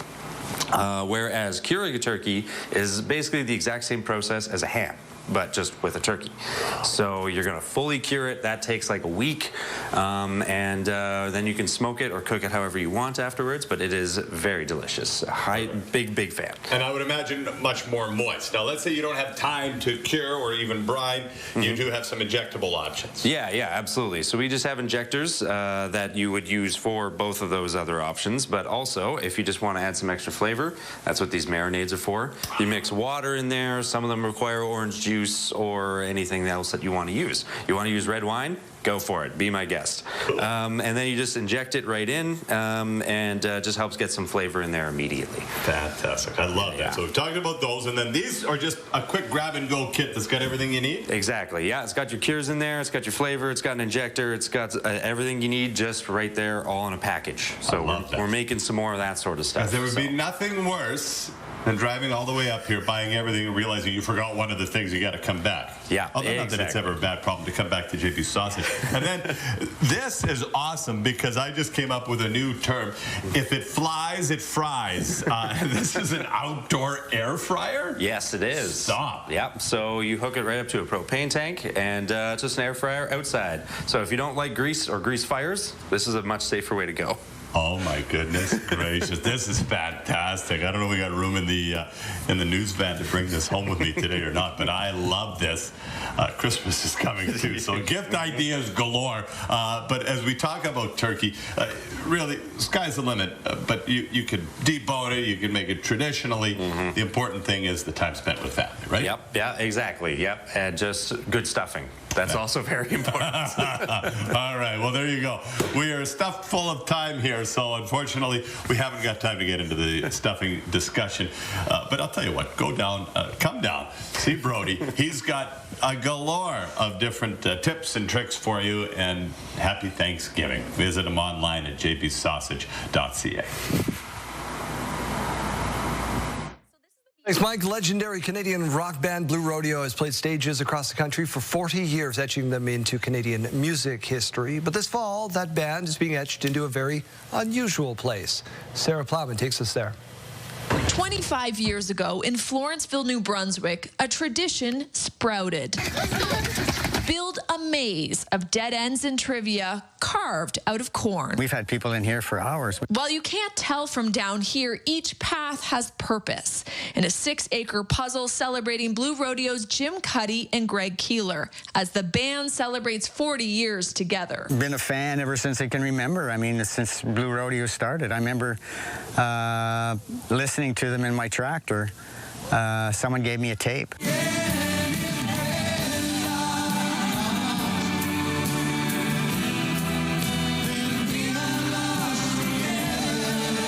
It's possible to get lost here in search of the musicians' faces or shades.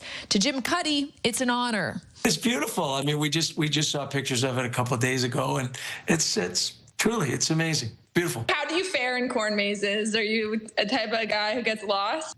No, frankly, I probably could find my way out. I think there's others in the band, and I won't mention them, who probably would be asking to phone management to send somebody to help them. This is a multi-step process. Once they think of the idea, they work with a graphic designer to draw it out, and then an engineer who uses a GPS to plot out exactly where they need to remove the corn. We've gotten some really fantastic mazes out of that process. A slice of Canadiana for 25 years, including nods to Stan Rogers and Gordon Lightfoot and Terry Fox. We just like to see families out enjoying time with each other. I would advise everybody to go and have a look at it, and don't deface our faces. But perhaps get lost together. Sarah Plowman, CTV News, Florenceville, New Brunswick.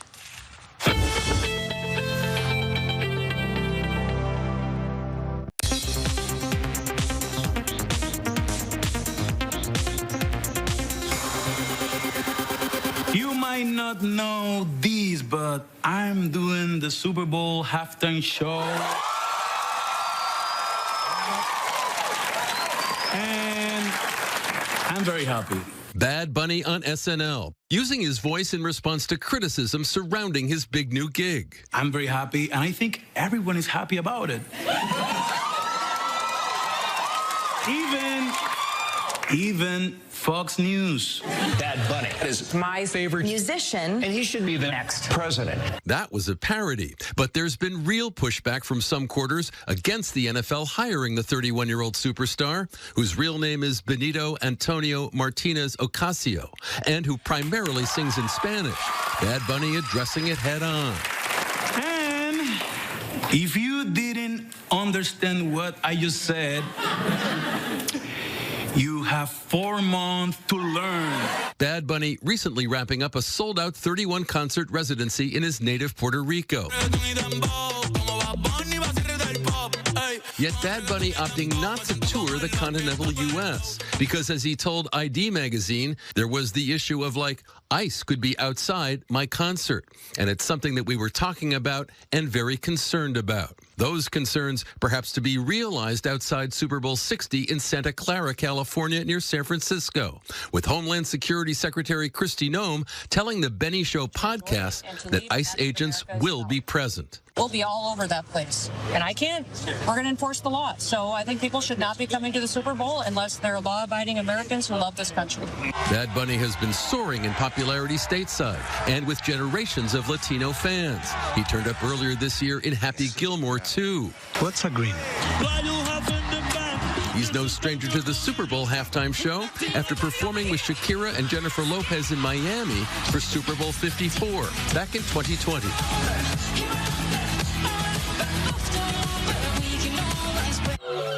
Now, the NFL putting him on the world's biggest stage.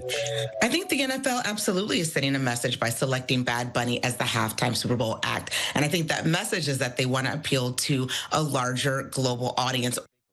Super Bowl 60 set for February 8th, 2026, and certain to be among the year's toughest tickets. Chris Connolly, ABC News, Los Angeles.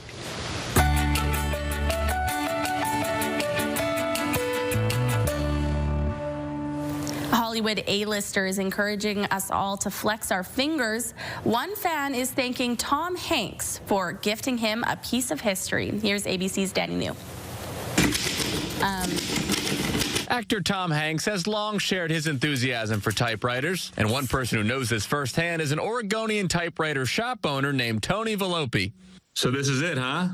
Yeah, this is the one. You may recognize Tony from a bit of press recently after he finally received this autographed typewriter from the two-time Oscar winner more than 2 years after it was promised. Have you tried using the typewriter to write Wilson? No, not yet.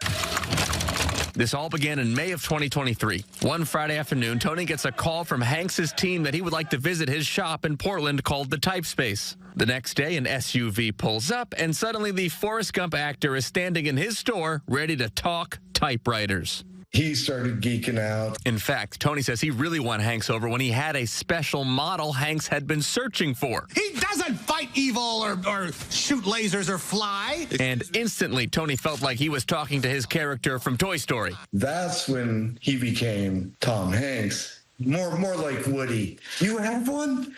The hands went up. But yes, while the Castaway star was there, he promised to send an autographed typewriter from his collection. And more than 2 years later, Tony decided to just casually bring up to his team that it had never arrived. She said, oh my God, we never sent that typewriter, did we? Tony says within a few days, this 1955 German typewriter arrived from California. And from what I can tell, he does not seem too mad about the delay. I've had a few clients in today write their friends' letters. Hey, I'm typing this letter on Tom Hanks' typewriter. By the way, Tony gave Tom a little gift, too. It's a special gold watch. If you look at the photos from the Cannes Film Festival that year, Tony says that's his gold watch on Tom's left wrist. He wore it to Cannes in New York. For ABC News, I'm Danny New.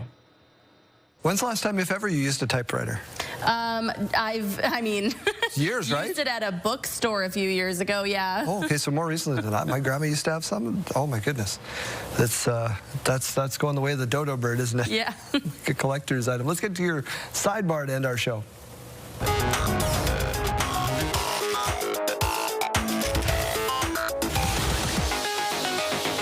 Keely, when you think of dog toy, you probably don't think this.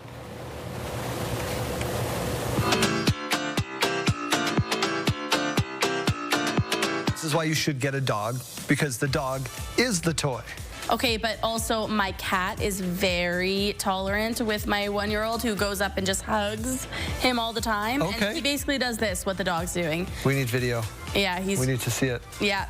He just kind of chills and lets it happen just like this dog does. My dog's so indifferent to our kids except for the moment that food comes out. Then he's like, I love you, Aria. You're the greatest thing in the world. My cat will do that too. Really? Your cat does it? Yes, my cat will beg. Well, I have 2 cats, right? One cat does not care about human food at all, and the other cat really wants anything that we're eating. That I've never seen before. Oh, yes. Food-driven cat. I can take a video of that for you at any meal. All right. Easily accessible. All right, here's another one for you. A Colorado man's best pal is also his best hiking partner. Every time I got my hiking bag, he would get like really ecstatic. Come on, buddy. Stay. So Jonathan Splerlaza and his dog Jackson have taken on the state's toughest mountains, all more than 14,000 feet. A mountain hike of more than 14,000 feet is called a 14er. Right. And amazingly, they've done all 58 of them in that state. Wow. Good for them. That's something that my cat could not do. That is peak performance. Yeah. It's a rough day on the mountain. It might be a Monday, but this woman knows how to kickstart a week.